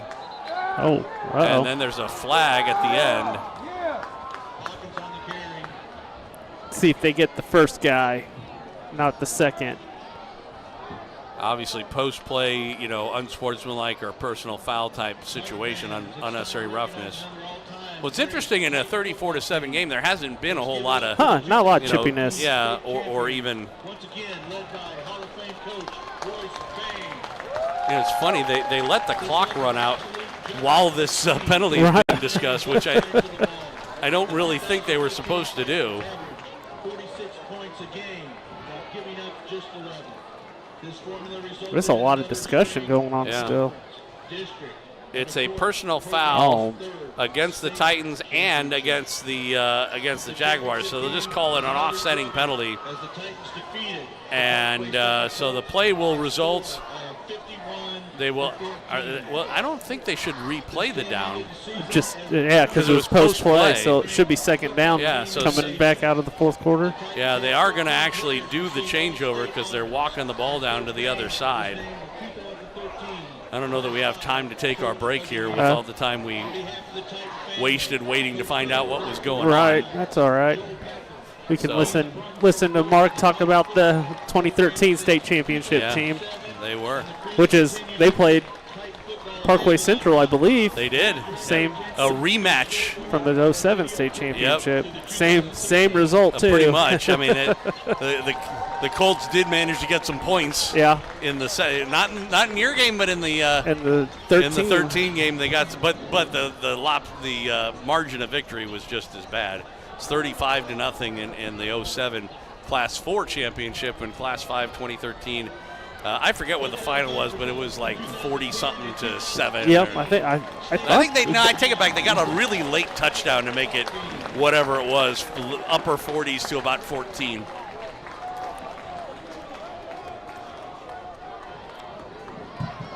Another fun team to watch. Athletes everywhere. So it will be second down and long. We'll say 15. Ball's on the 12-yard line. Back to throw Wilhelm. He's getting a rush. He throws it over the middle, and it is incomplete. Uncatchable. He was looking for Stevenson, who fell down. I think Stevenson was hoping there might be a pass interference, but even if he had literally gotten tackled, there was no chance he could have caught the ball. Now in high school, I don't think, in the pros, if that's the case, they wave it off. Doesn't matter if it could have been pass interference. Right. But I think in high school they call it anyway. Still call it? Yeah, I think they can anyway. But I don't think it was anyway. He just tripped. Back to throw, Wilhelm. He'll roll to the right side to avoid a rush. Now he's going to throw downfield. It is up for grabs, and it is caught. Caught by Jackson. Tyus Jackson, who's made a couple of good catches. It was into double coverage, and the coverage was right there. He just went up and got it. Yep, he high-pointed the ball. It got a little higher than Tori did there. Tori was running kind of backwards. I don't think he could have fully jumped like he wanted to. So, 1st and 10. Now we get I think it's going to be a timeout on the Titans. I don't think Coach Horn's very happy right now. Well, and I think, you had 2 straight long shots down the field. Yep. By the Jaguars, so I think he just kind of wanted to calm his defense down and sort of talk about what they're trying to do here. Yep, and he probably is not happy with how just in general the second half has been, except for that one play, the pick 6. It's kind of just been sloppy altogether, offensively and defensively. Well, I talked about this with him. In the coaches' conversation, and you could probably speak to this at least as well also, which is because of course you were on some obviously a state championship Class 4 team. There were a lot of games that the Titans played back then that were extremely lopsided. Yes. And one of the tough things when you're a kid, especially, but this really goes for everybody, is not being satisfied with being really much better than the team you're playing against. Yeah. It's a tough thing. As a hockey coach, I've run into that as well. On the 1st and 10 play, it's a give Hawkins. He hops over one guy and right up the middle, gaining almost 10 yards. It'll be 2nd and short. I don't know why they're stopping the clock. The helmet came off. I think he's got to come out for a play. Yeah. Yeah, normally they do. But anyway, like I said, when coaching hockey, I had a team that, we ended up going to USA Hockey Nationals, but I think a chimpanzee could have coached them to that. They were just that good. And the tough part about it is Wilhelm goes back to throw, and he'll throw down the middle in toward the end zone. Oh, good effort. And a good dive, but overthrown, not unable to make the catch in the end zone. But it'll be I think that was Jackson again. Yeah, it was Tyus Jackson. It'll be 3rd down and short. But anyway, so yeah, I actually went. These were peewees or 12-year-olds, 12 and 13 at that time. They're peewees nowadays are under 12, but at the time the years were different. And so I would bring in bantams. I would bring in the next level up to play against them in practice, just to give them an idea that they're not, in the NHL. Hawkins up the middle will get the 1st down and more. 25, but that's a tough thing. Like I said, that's the only way I could think of to get them, because I'd have a kid on that team that would get a hat trick a game with 3 assists. How do you go to that kid and say you could be so much better? Right. Yeah, no, we always said that during practice we went up against the best defense we faced all year, and the defense went against the best offense we faced all year.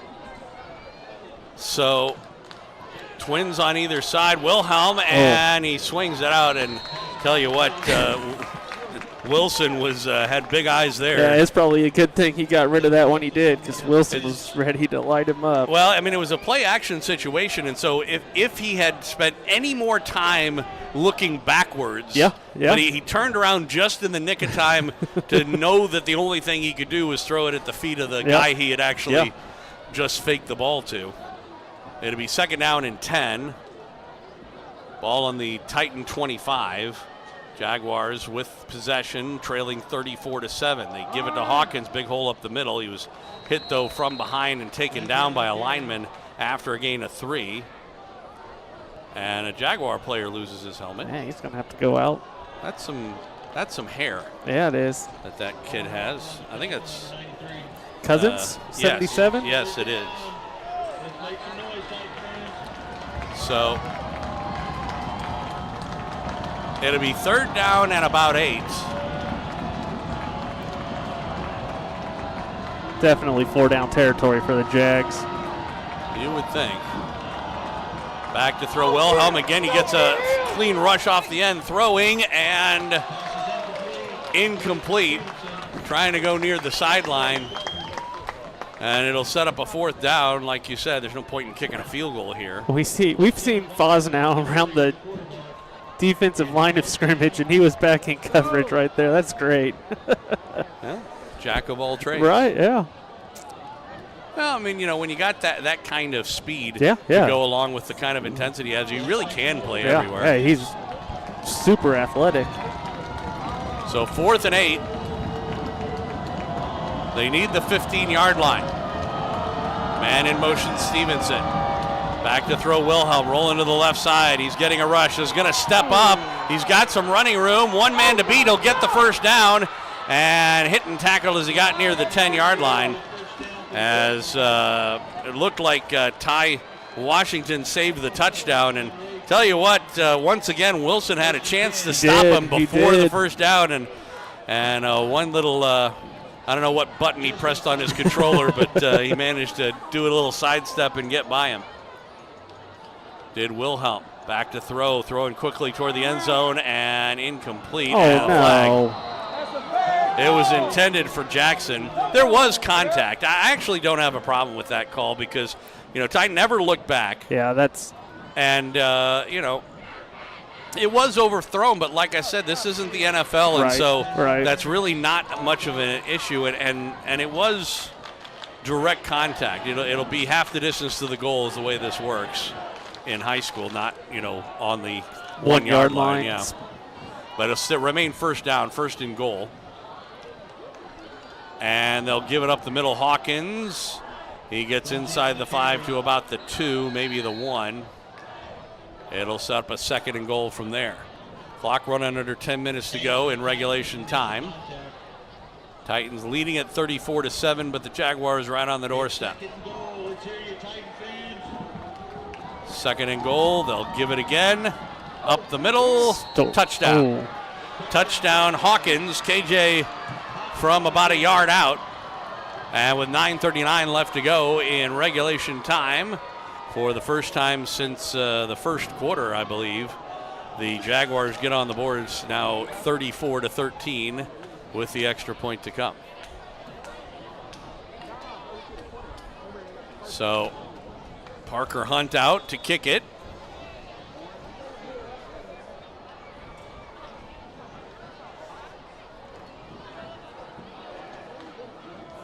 Snap back, ball down, kick up, high, long. It was a line drive, but he did manage to get it through and over the crossbar.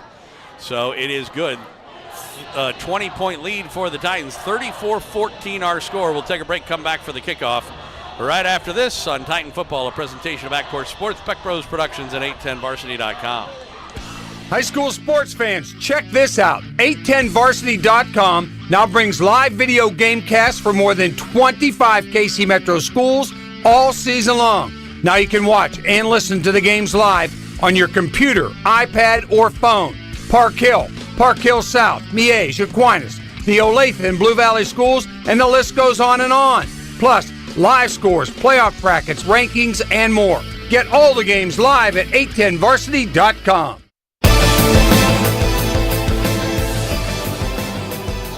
Welcome back out to Titan Stadium. Joel Becker along with Jake Johnson. Lee Summit West, Blue Springs South. Titans still with a comfortable lead over the Jaguars. 34-14 is our score, but the Jaguars, for the first time in the game, making the Titans pay for a turnover as the Titans gave up the ball on the Jaguars' 7-yard line, and they go 93 yards for the score. It's a short kick, a fair catch called for and made at the 25-yard line. I think that was talked about halftime or adjustment-wise, or if we see another one of those, just fair catch it. So the Titans will take over at their own 25. But, so 93 yards. Long, that's not going to make the defensive coaching staff very happy. No, you don't see a 93-yard drive very often in high school football. Well, and in particular against the Titans this year. Right, yeah, no. Defense has usually been able to stand tall on one of those. Penalties have been hurting them. Well, we've got Edwards in at quarterback. So apparently the Titans are not too concerned about giving up the touchdown.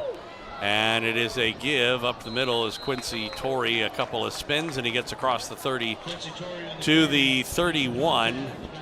It'll be a pickup of 6, 2nd down and 4. Clock moving with 9:20 left to go in regulation time. 3-score lead for the Titans. Get the young quarterback some reps in a meaningful spot here. So Edwards from the shotgun. Out there with the ones as Quincy on the Statue of Liberty play with a big run. He could go all the way to the 25-20, foot race to the end zone, to the 10-5, touchdown. Touchdown, Titans, Quincy Tori from 69 yards. And the Titans get their answer as they've done all game, with the score 40-14 and the extra point to come. Just that Statue of Liberty play we've seen multiple times this year. Yeah, well, in this game, I think that's the 3rd time they've run it. Blocked well up front. And and that was the other thing, too, with the Titans in a run situation, with the safeties up and whatnot. And the kick is up, and it is good. Once you get back by that first level. Yeah. And with Quincy Tori, I mean, not many people are going to catch him. Jackson could. All right, so it is 41-14, 8:48 to go regulation time. Back with the kickoff coming up after this on Titan Football, a presentation of Backport Sports, Beck Bros Productions, and 810varsity.com. Biscuits and taquitos and breakfast on a bun. Those are just a few of the things you can make a part of your morning routine at Whataburger. Then again, with so many choices, you could make a routine of not having a routine. But would not having a routine still be a routine?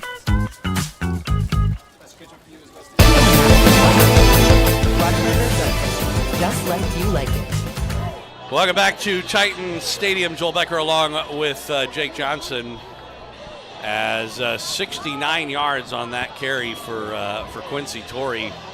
He's having himself a day, and they're going to be some pretty good. You know, the funny thing about doing all those highlights at halftime is they didn't get a chance to do any stats. So when people start hearing these numbers at the end of the game, they're going to be like over 250 yards on the ground. Yep. There's going to be some good stat numbers for the Titans. They lead it 41-14 over Blue Springs South with just under 9 minutes left to go. And a squib kick down the middle again is fielded at about the 22-yard line, trying to go across the field this time, hit and tackled across the 30 to about the 34, so this time shy of the 35-yard line for a change. Wyatt Denny on the return for the Jaguars. And, you know, I tell you what, obviously that was a good answer for the Titans, but defensively I think they'd like to see them step up a little bit. Yeah, I think that's why we see our starters still out there. I think they need to come out and see some positive to end the game. We'll see if the strategy remains the same for the Jaguars. Trailing 41-14 with 9 minutes to go. You imagine they'll still be happy to do both running and throwing. All right, run the ball and take your deep shots. Stevenson in motion, and they give it to Hawkins up the middle. And he has had gaping holes between the guards really all game long. That time it's a pickup of 6. 2nd down and 4 to the 40-yard line of the Jaguars. And it's been straight ahead runs. The times that South has been pulling a guard or a tackle or both, that's when the Titan defense has been able to hold the line of scrimmage strong. It's the straight ahead zone runs that has been giving the Titans trouble. On 2nd and 4, back to throw Wilhelm. He's getting rushed. Nice. He gets swarmed under and sacked. And that was Grant Ford. I suppose you could say, because we've been, he's our nose tackle. Yeah. And maybe he said, well, these runs up the middle, I'm going to do something. Right, yeah. I mean, I think it looked like he had a Blue Springs South lineman on his back as he was making the sack. So yeah, he absolutely did. Great bull rush right up the middle. Been taking lessons from Chris Jones. 3rd and 14 for the Jaguars. Back to throw Wilhelm. with time. This time airs it out down the middle of the field and incomplete, almost intercepted. Ty Washington got a hand on it, couldn't hang on to it. Little overthrown, intended for Stevenson. That would have been an incredible one-handed interception. It really would have. Man, that was great coverage. They are bringing the punting team out if you were wondering if they'd go for it on 4th and 14 from their own 30-yard line. Apparently not, although they did fake it earlier. Didn't work out so well. That was a little closer, too. Yeah. So we'll see what happens here as Parker Hunt is standing back at his own 18 on 4th and 14.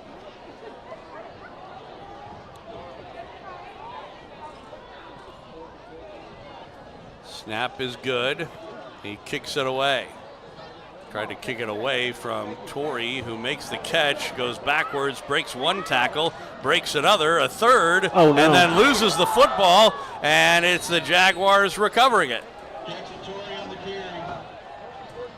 Boy, the Titans doing everything they can to keep these Jaguars in the game. That is, we've seen more turnovers in this game than I think we've had the rest of the season. No, for sure.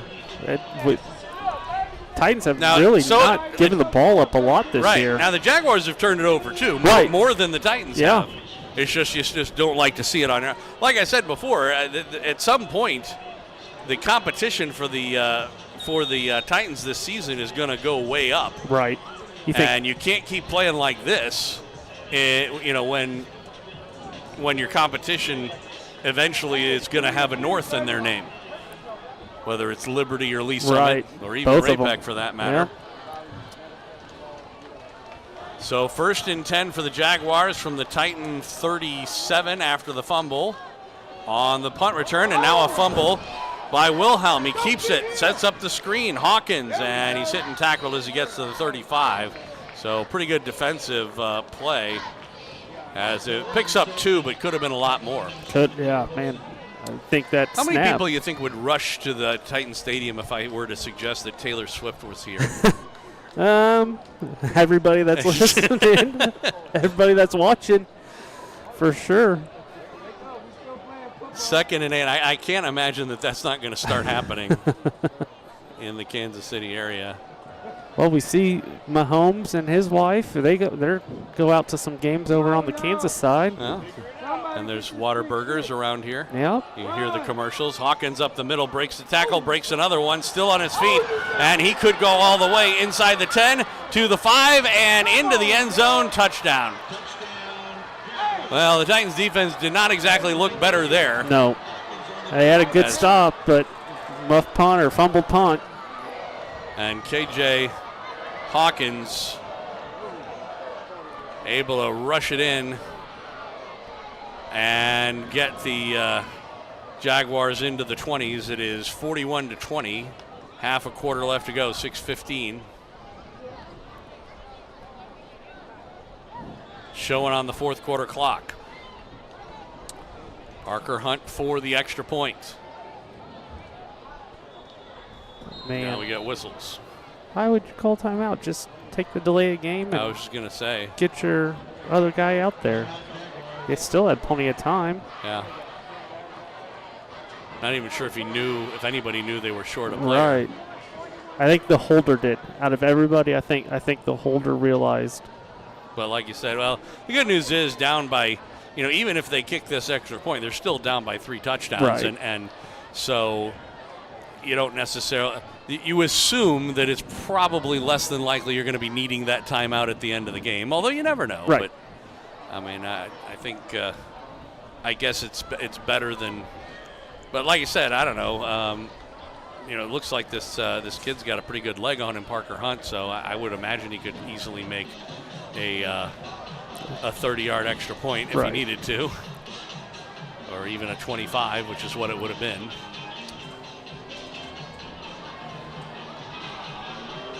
So everybody's got the right number of players out, we hope. And we'll get that extra point try now.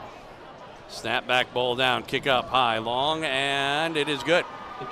6:15 left to go in regulation time. 41-21 our score. Titans on top. We'll take a break, come back with the kickoff right after this on Titan Football, a presentation of Backport Sports, Beck Bros Productions, and 810varsity.com. At Price Chopper, we're always chopping prices. We're here before the sun comes up until long after it goes down, working hard to keep prices low for your family. From the cashiers at the front of the store to our teammates in the back, throughout every department, we're all dedicated to bringing you your favorite food at prices you love. For freshness, selection, and low prices, Kansas City knows. Price Chopper.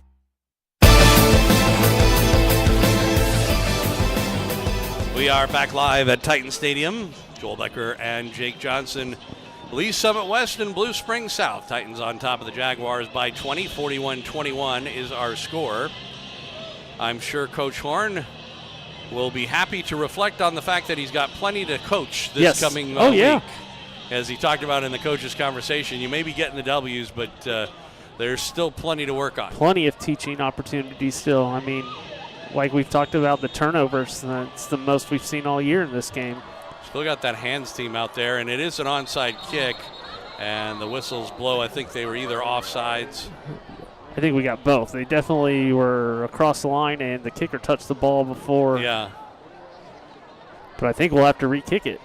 If it is an offsides, they would have to re-kick it because that would have nullified. Right. You know, they would have blown it dead before. And they did start blowing the whistle before he ever touched it. So it'll go back to the 35. Like I said, the Titans were prepared for it. They got their hands team out there. I don't know if they would. They just need to move over. Yeah. They're on that hash, and they were outnumbered for sure over on that side. Yeah.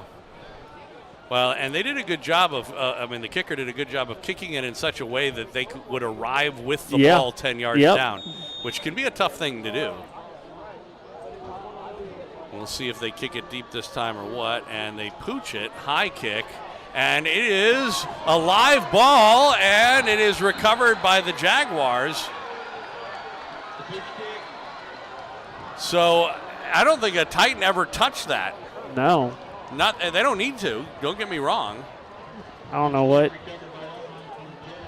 Now they're having some sort of discussion with the officials. There's a flag right down here on the Titan sideline at like the 45. Now I don't know. I didn't see anybody indicate a fair catch. Illegal touching. So.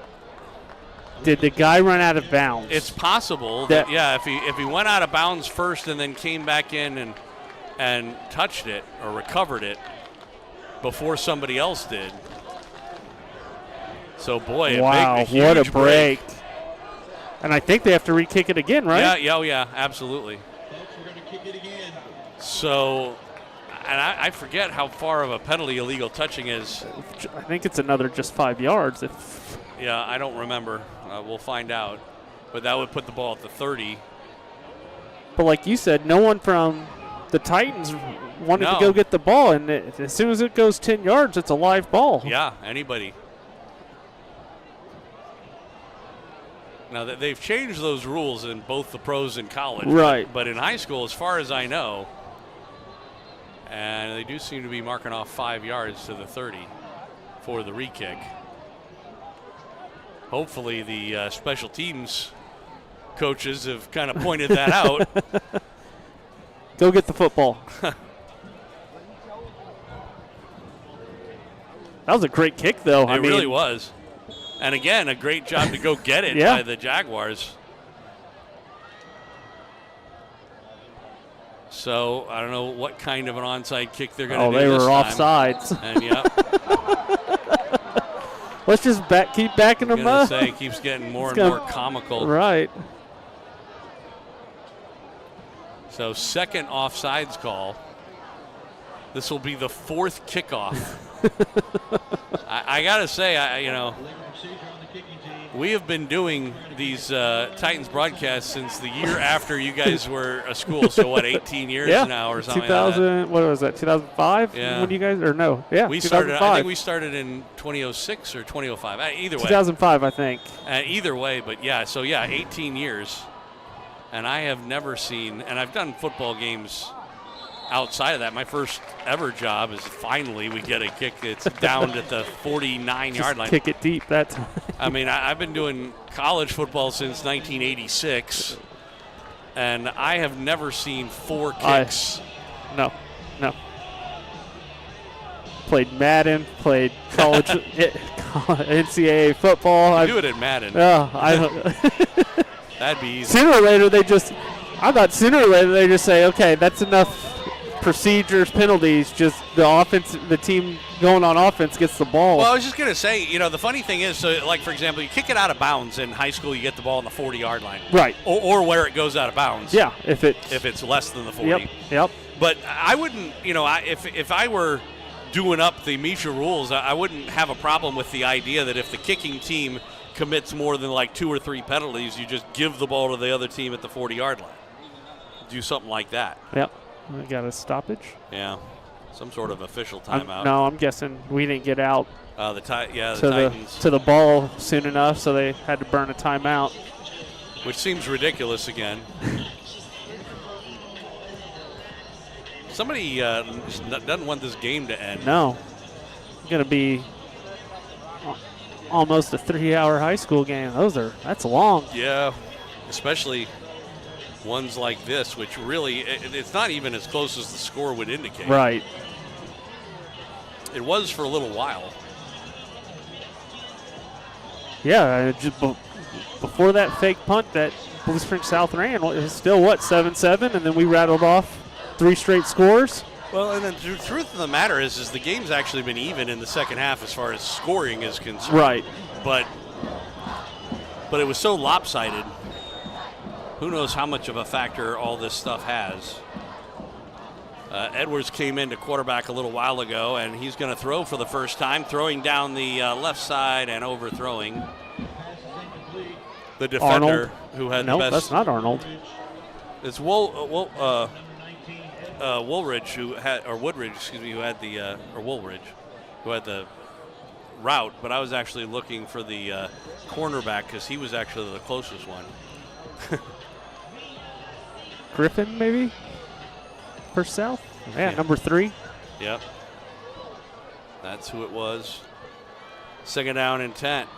Give up the middle. Good run. Quincy Tori with a spin move, and he gets across the 45 to the 47. Pick up 3. It'll be 3rd and 7.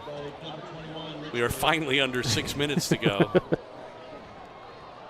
Feels like 15 minutes ago when they scored their touchdown. Yeah, and it really wasn't. But they had penalties, 4 kickoff attempts. We also had a penalty on the extra point. Or a timeout, me, on the extra point. And then we had to take a timeout to start the drive. Yeah.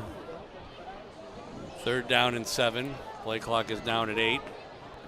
Take another timeout. I was just going to say, and they are going to take that timeout. The play clock was down to 1. And the Titans burn another. I think that's their last, isn't it? Yeah. I believe so. Yeah, so they take their last timeout. Good news is when you're up 41-21, you hope you don't need those 5:27 from now. Right. But still.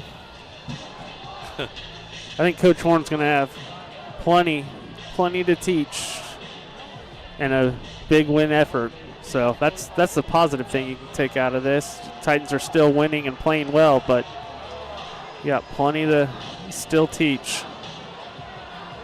Definitely the case.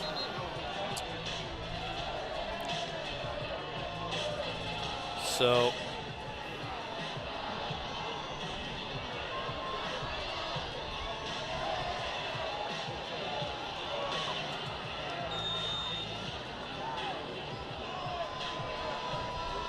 they come back out after the timeout. It's just been a sloppy game in so many ways. Yeah. Although, granted, they made a quarterback change and whatnot. Edwards keeps it himself. Big hole up the middle. He'll get a first down and more. Breaks a tackle. Gets inside the 30, still on his feet. To the 20, 15, and knocked out of bounds at the 10-yard line. Good run. Yeah, it really was. I think made the right read. He kept. Fooled a lot of people. They all followed the running back still and had to found a hole in the line and ran down the Titan sideline. So Dawson Edwards with his, I believe, farthest run of the season. Oh, yeah. And the Titans in business here.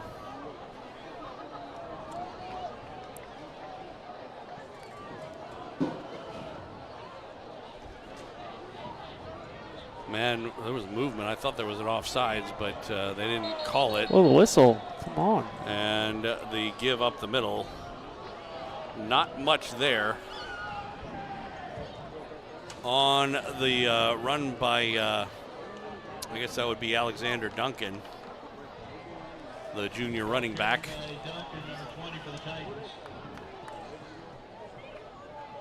So it's Ray Peck next week. We're on the road.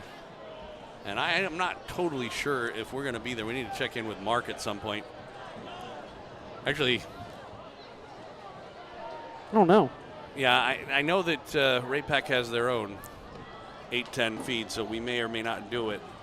We'll have to wait and see. Another give, this time off right tackle. Edwards was hit after he let go of the football. Yeah, we saw Again, in college and in the NFL that's a roughing the passer or unnecessary roughness. So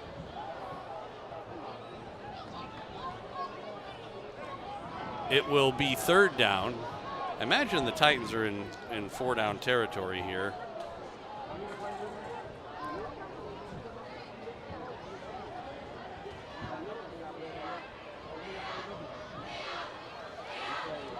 Edwards back to throw on the delayed run. He'll step up, and he's tripped up as he got to the 10.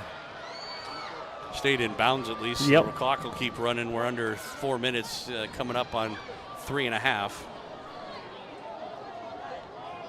Kind of kick it or run? Nope. Bringing out Coleman.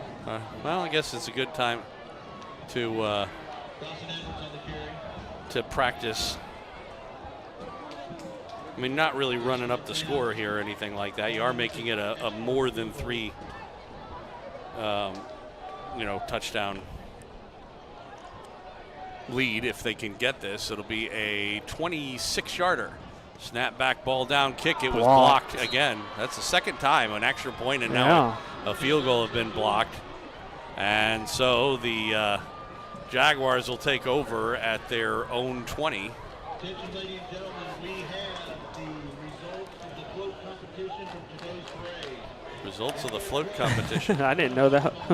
Huh. Second place, West Side Dance Team. Want some scores in the area real quick? Congratulations to the three organizations. I want to know if Mark's going to check his phone.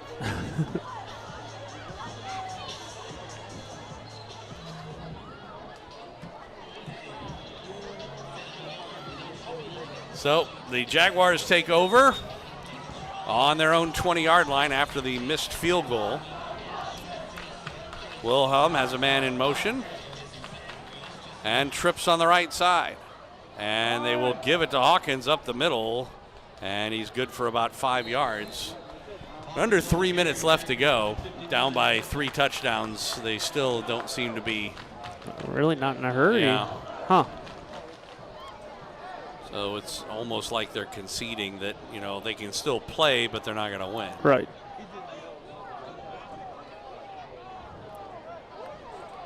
So taking their time.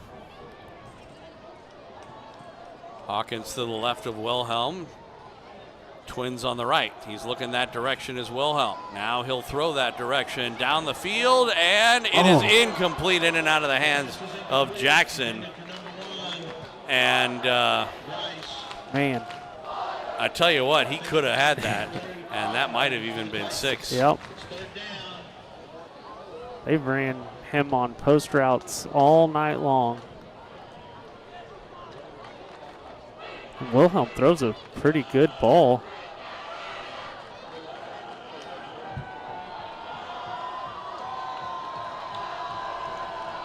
So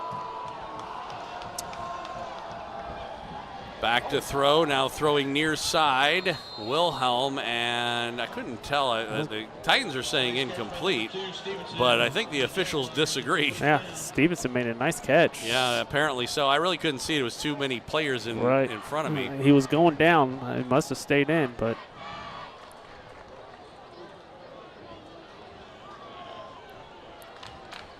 Oh, yeah, and they didn't even say he went out of bounds because the clock's still running, so. Guess not. We're down to 2 minutes left to go.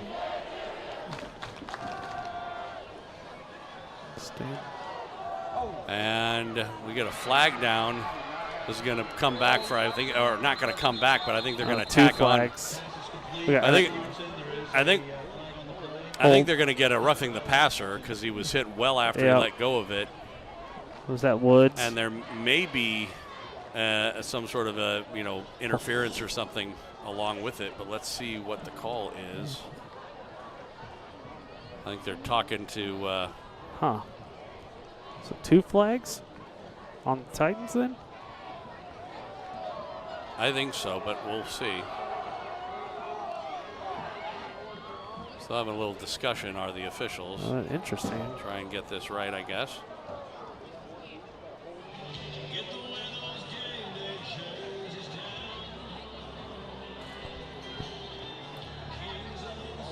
Can't think of what they'd be talking about. I mean, they're talking about going to Royce's party.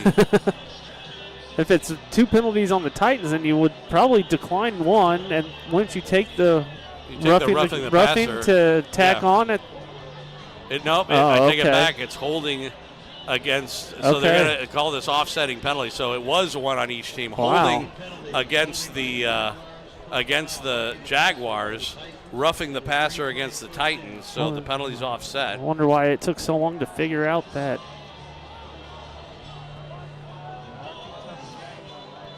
Huh.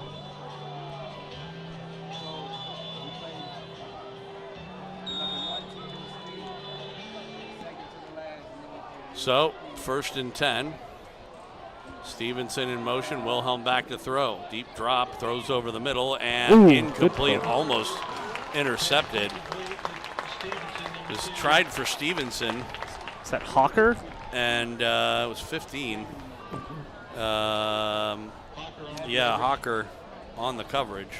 He dropped right into it.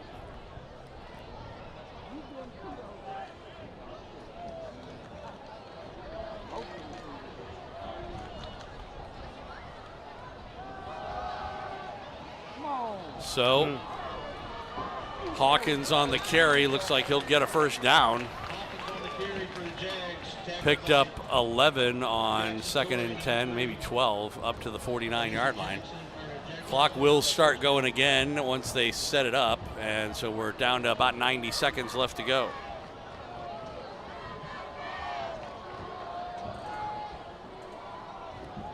Wilhelm back to throw. Holding.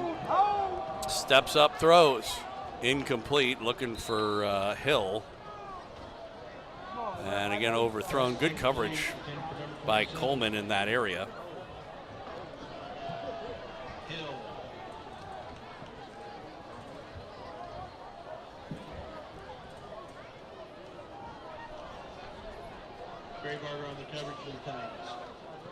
So, clock stopped on the incomplete pass with 1:19 left to go.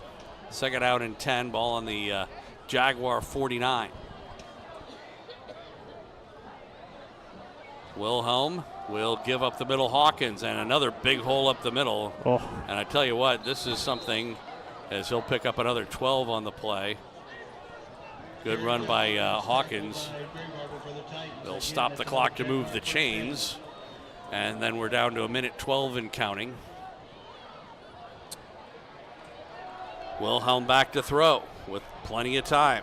Rolling. Now he broke one tackle, but the second time he was taken down. Fosnow got him. Back at the 41-yard line, a loss of 2. And it'll be 2nd and 12. Clock is now under a minute, and we get, I think, a timeout by the Jaguars. Yep. Who Obviously, Weird. they can't think they're going to win at Right. this point, but they still want to. I mean, again, still Get some teaching. reps in your little 2-minute drill. Remain in the stands. Thank you.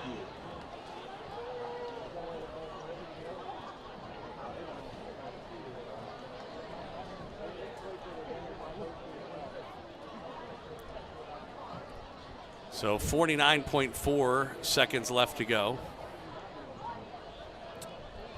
Like I said, I mean, and I tell you what, that hole up the middle is something that the Titans defensively are definitely going to have to fix. Yeah, it's been because other teams are going to watch. right. It's been really the only negative the last 2 weeks. I mean, Coach Horner alluded it to in your interview about being able to tackle and the run game, and Blue Spring South has kind of exploited that as well tonight. So we're going to be off the next couple of weeks, you and I. not at Ray Peck or North. Yeah, apparently not. That's unfortunate. Trips on the right side. So we'll get to come out for the season finale. Back to throw Wilhelm. And he tosses it. Incomplete. Oh, wow. Intended for Jackson. And Tyus, after making a few catches, has not been able to come up with the last few. No. Stops the clock with 42.8 seconds left to go. So, yeah, it looks like all the games we're doing are going to be here this season, at least during the regular season. Back to throw Wilhelm. He'll throw near side. This time it's caught. And Sanders makes the catch, hit immediately. Stops the clock, and it gets moving with 35 seconds left to go. Finally, they go hurry up. Do the Jaguars. Wilhelm rolls to the right side. He's being chased. Get him. And he gets around one man. He's going to pull the ball down and run it himself down inside the 15. Coming across the field, breaks another tackle to the 10, to the 5, and hit and tackled at about the 4. There's 17 seconds left to go. He did not get out of bounds, so they'll... I think the Jaguars called a timeout. They did. And so they'll set up first and goal from about the 4. He ran all the way to that sideline, all the way back. So we're at Ray Peck next week, at Lee Summit North the week after. Both games, I believe you'll be able to, well, I know the Ray Peck game you can see on 810 Varsity, just won't be us. Okay. I'm not sure about the Lee Summit North game. And then we'll be back here, Liberty North, for senior night for the season, regular season finale. And then it will be district time. Different districts this year. Yeah. Lee Summit North, Lee Summit, Brockhurst, Ray Peck, I think. And more importantly, only the 6, so that the, it'll be different in terms of, not the 8-man bracket type situation. So we'll see what they do here on first and goal. Wilhelm, a bad snap, but he managed to get it. Rolls right, throwing toward the end zone. It is caught. Touchdown. Boy, I thought he was out of the end zone when he caught that. I thought he came back out. It was Jackson, Tyus Jackson, but they gave him credit for breaking the plane. And to his credit, linesman was right there. Yeah. He had a much better look at it than I did. Yep. But from the angle I was at, it looked like he came out, caught the ball at like the half-yard line and went down. Yeah. But not so much. 10 seconds left to go.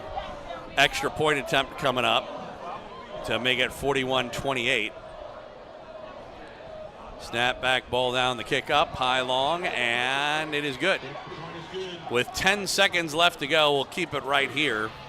Now we get to see how many kickoffs. I was going to say, we're going to do an over-under. Hopefully just one. I know what happened. When they were getting ready, they heard a rumor that Taylor Swift was here. Okay. And allowing people to get here. And they got so flustered that they had to kick the ball off 4 times. Okay. That's good reasoning. But I don't know if you know this. I do a radio show in Lawrence every day. Oh, no, I did not. And so, last week we were having fun with, I don't know if you heard the story, but there was, so after the game on Sunday, there was the the story about Travis renting a restaurant out so that they could Yep. have dinner or whatever. And at some point, for some reason, there was a rumor that went out that Taylor Swift was in Lawrence at Free State Brewery downtown. And so all these people showed up over there, all these old Swifties. And the staff, somebody finally called the owner of Free State Brewery, Chuck Magrill, and they're like, he said, everybody's saying it except for my staff. Not here. Onside kick, and the Titans recover. So Wilson makes the recovery on the onside kick, and the Titans should only be able to kneel it out here and finish this game off. The game that wouldn't end will finally be over. And we didn't even have the extended homecoming halftime either. It was 20 minutes. Typical. Same as all the other ones. I don't think I think they just all of them are extended. They're all 20 minutes now. So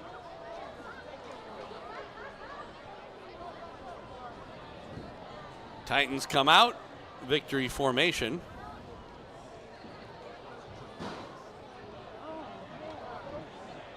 Oh, man. One too many guys out there. Hurry up, get off the field. Delay game. And they are. The game that wouldn't end. We're trying to just get to the 10 o'clock. That's all. I don't think we're going to make it.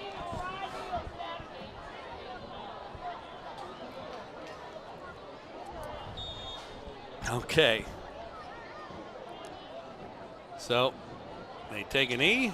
Going to hurt the rushing stats. Yeah. Well, interestingly enough, they actually brought in Nick Newbold to take that snap and lose 5 yards. Overall rushing stats. So there you go. The Lee Southwest Titans in a game that score was a lot closer than the game was. Yes. 41-28. They still ended up winning by a comfortable margin. And more importantly, it doesn't really make any difference in points or anything like that, because once you get to 13, it doesn't matter. But still, I think a lot of things that the Coach Horn and the rest of the staff is going to want to talk to the kids about. Plenty to show on film. Over. Yeah. All right, we will take a break and finish things up with post-game coming up after this on Titan Football, a presentation of Backport Sports, Beck Bros Productions, and 810varsity.com.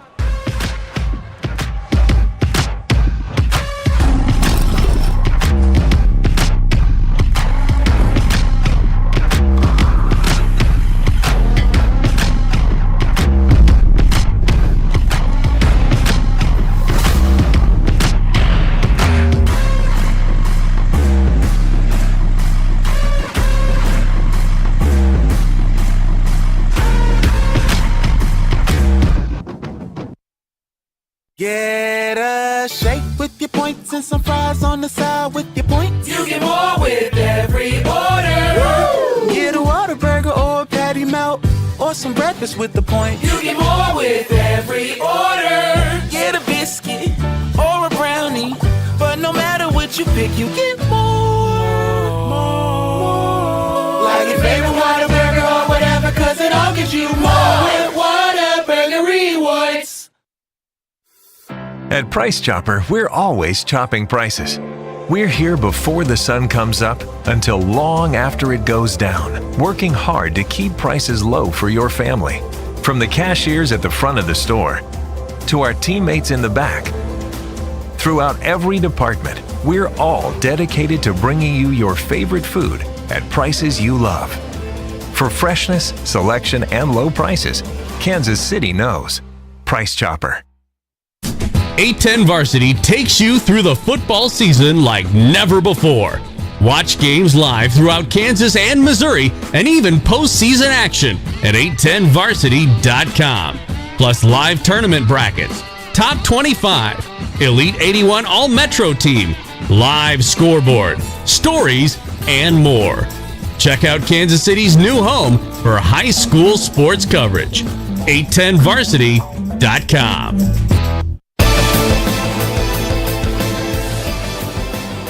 Welcome back out to Titan Stadium. Joel Becker, Jake Johnson, Lee Summit West, eventually taking care of business over Blue Springs South. The Titans beat the Jaguars tonight 41-28, the final score. And Jake has some post-game numbers for you. Let's start out on the Titan side of their rushing attack tonight. Quincy Tori, 23 rushes, 146 yards, and 3 touchdowns. All 3 of those touchdowns were, 2 of them were in the second quarter, and the last one was here in the fourth quarter. Caden Carter, 14 rushes, 87 yards, 1 touchdown. Dawson Edwards, 2 rushes, 43 yards. Tavion Sims, 4 rushes, 17 yards. Jackson Torrey, 2 for 16. Alexander Duncan, 2 rushes, 2 yards. Not a big night for passing tonight. Caden Carter was 5 for 9, 108 yards and 1 touchdown. On the receiving end of those, Tavion Sims, 2 receptions, 55 yards. Seems to always have 1 big reception in the game. He had 2 tonight. Adam Woolridge, 2 receptions, 27 yards, and Cameron Arnold, 2 for 26, and both of those were on third down, and both of those catches he ended up converting for the first down for the Titans tonight. Blue Springs South, talked about Coach Horn in the interview. He wanted to slow down their pass game. Overall, I would say our secondary did a pretty good job tonight of that. Only 1 guy for South had a good game tonight, 4 for 87 yards and 2 touchdowns, and that was, I want to say, was it Jackson that had the big? Well, Jackson and Tyus Jackson. He had all the catches for him. Yeah, 4 for 87 and 2 touchdowns. So I think overall the Titan secondary, Coach Horn will be satisfied with slowing down that Blue Springs South passing attack. Yeah, from that perspective, definitely. And then I think when you look at Titan defensive stats, the big stat that sticks out to me is the pick 6 with was that Devin? Yeah, Devin Wilson, pick 6. I thought. Or no. No, it was. Was it Ty? No. No, it was Vinny. Was it Devin Wilson? Number 7, Devin Wilson? I don't think so. I thought it was Vinny Thomason who had it.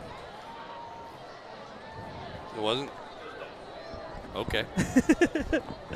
So, yeah. And then I think Coach Horn's going to go look at the film tonight and say, this is a sloppy game is what it really was. They played well enough to win, certainly. Right. Put up 41 points in a high school game. I mean, the part of it, the second quarter, when they came back and turned a 7-7 game to a 28-7 game, that was, when they were obviously firing on all cylinders and were doing their best. And just really from the beginning of the second half all the way in, it was just sloppy. It wasn't, they weren't playing horribly or anything like that. They weren't, but they weren't. It was like they were. Well, I mean, it was like they were distracted because it was homecoming. Homecoming. You were up big at halftime. You come out lethargic, and you're just really. You look at the scoreboard. Oh well, they're not going to come back. They're not going to fight, and you're just going to go through the motions. You're complacent. You mentioned that earlier. Coach Horns mentioned it in 2 straight interviews now that we can't be complacent. We just got to keep going, pedal to the metal. So well, and like I said before, is that we are going to start seeing some better competition.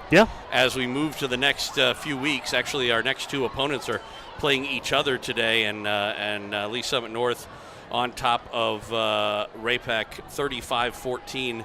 I believe that's a final now in that game. Okay. And so we've got Ray-Pec on the road next week, and then Lee Summit North the week after. Certainly, obviously, when we play North, but even with Ray-Pec, if you play sloppy like this against a team like they're going to take it to you. Right, and that's a big game for district points and district seeding. So you can go anywhere from a 2 seed to being the 3 seed, 4 seed. Well, and it makes a big difference. It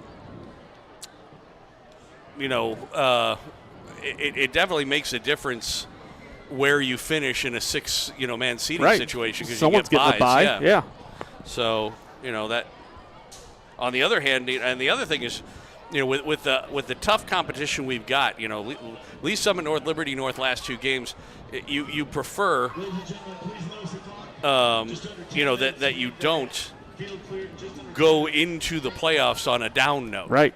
But if we are playing like this, we will be. Yeah, yeah. And you got possibly two of the best teams in your next 3 games that are best team on this side of the state, and that's going to be your real true test of what can you do. Yeah, I mean 6-0 is a terrific place to be in. Right. But at the same time, if you then end up going into the playoffs 6-3, yeah, I mean your confidence is not going to be good. Even if they end up 7-2, if they beat Ray-Pec next week and then lose the last 2, how did you play in those last 2? Right. Actually, there's something to be said almost for almost finishing, in a 3 or lower seed, just because you'd get an opportunity to get a game in with a win before you then have to play one of those top teams in the in the next round. Yeah, although I mean it's always nice to have a bye, but still. Yeah, if and you never know. I mean, we could end up, winning, 2 out of those 3 games, or even all 3. You never know. Spoiler for sure. Yeah.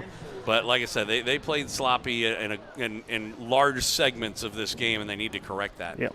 So we'll see if they do. Actually, we won't. We're not going to be there next 2 games. Unfortunately. I like I said, I'm pretty sure Ray-Pec does their own 8-10 feed, so I think you can see it on 8-10 Varsity. I don't know what the story is over at Lee Summit North. All I know is we get a vacation. Mark says same thing. So they do have their own.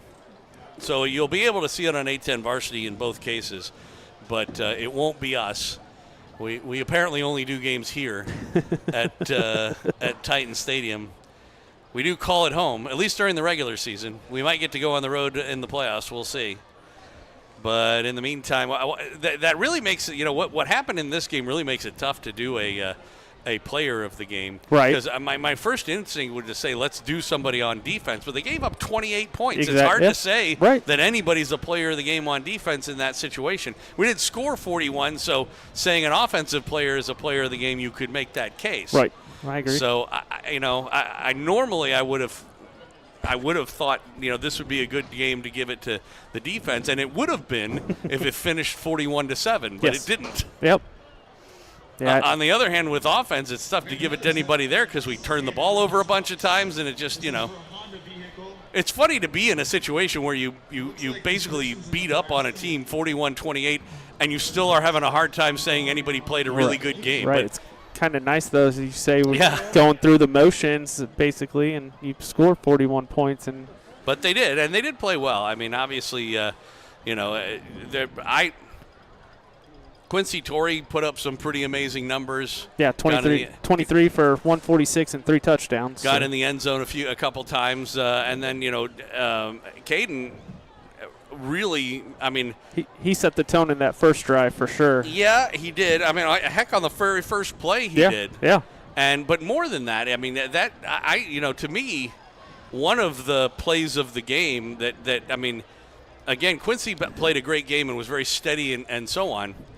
But when Caden managed to get into the end zone, that was an incredible run. Play at the very end of the half, that was just, I mean, if you're talking about somebody who, if you're not talking about just this, if you're going by straight out numbers, it was clearly Quincy. Yeah, for sure. But if you're talking about who made the plays of the game, then you really got to go with Caden. Yep, I'm good with that. So Caden Carter, our player of the game. Before we finish things up, like I said, we look ahead to next week. Ray-Pec, we're going to have to get our act together with a little bit stiffer competition going on the road.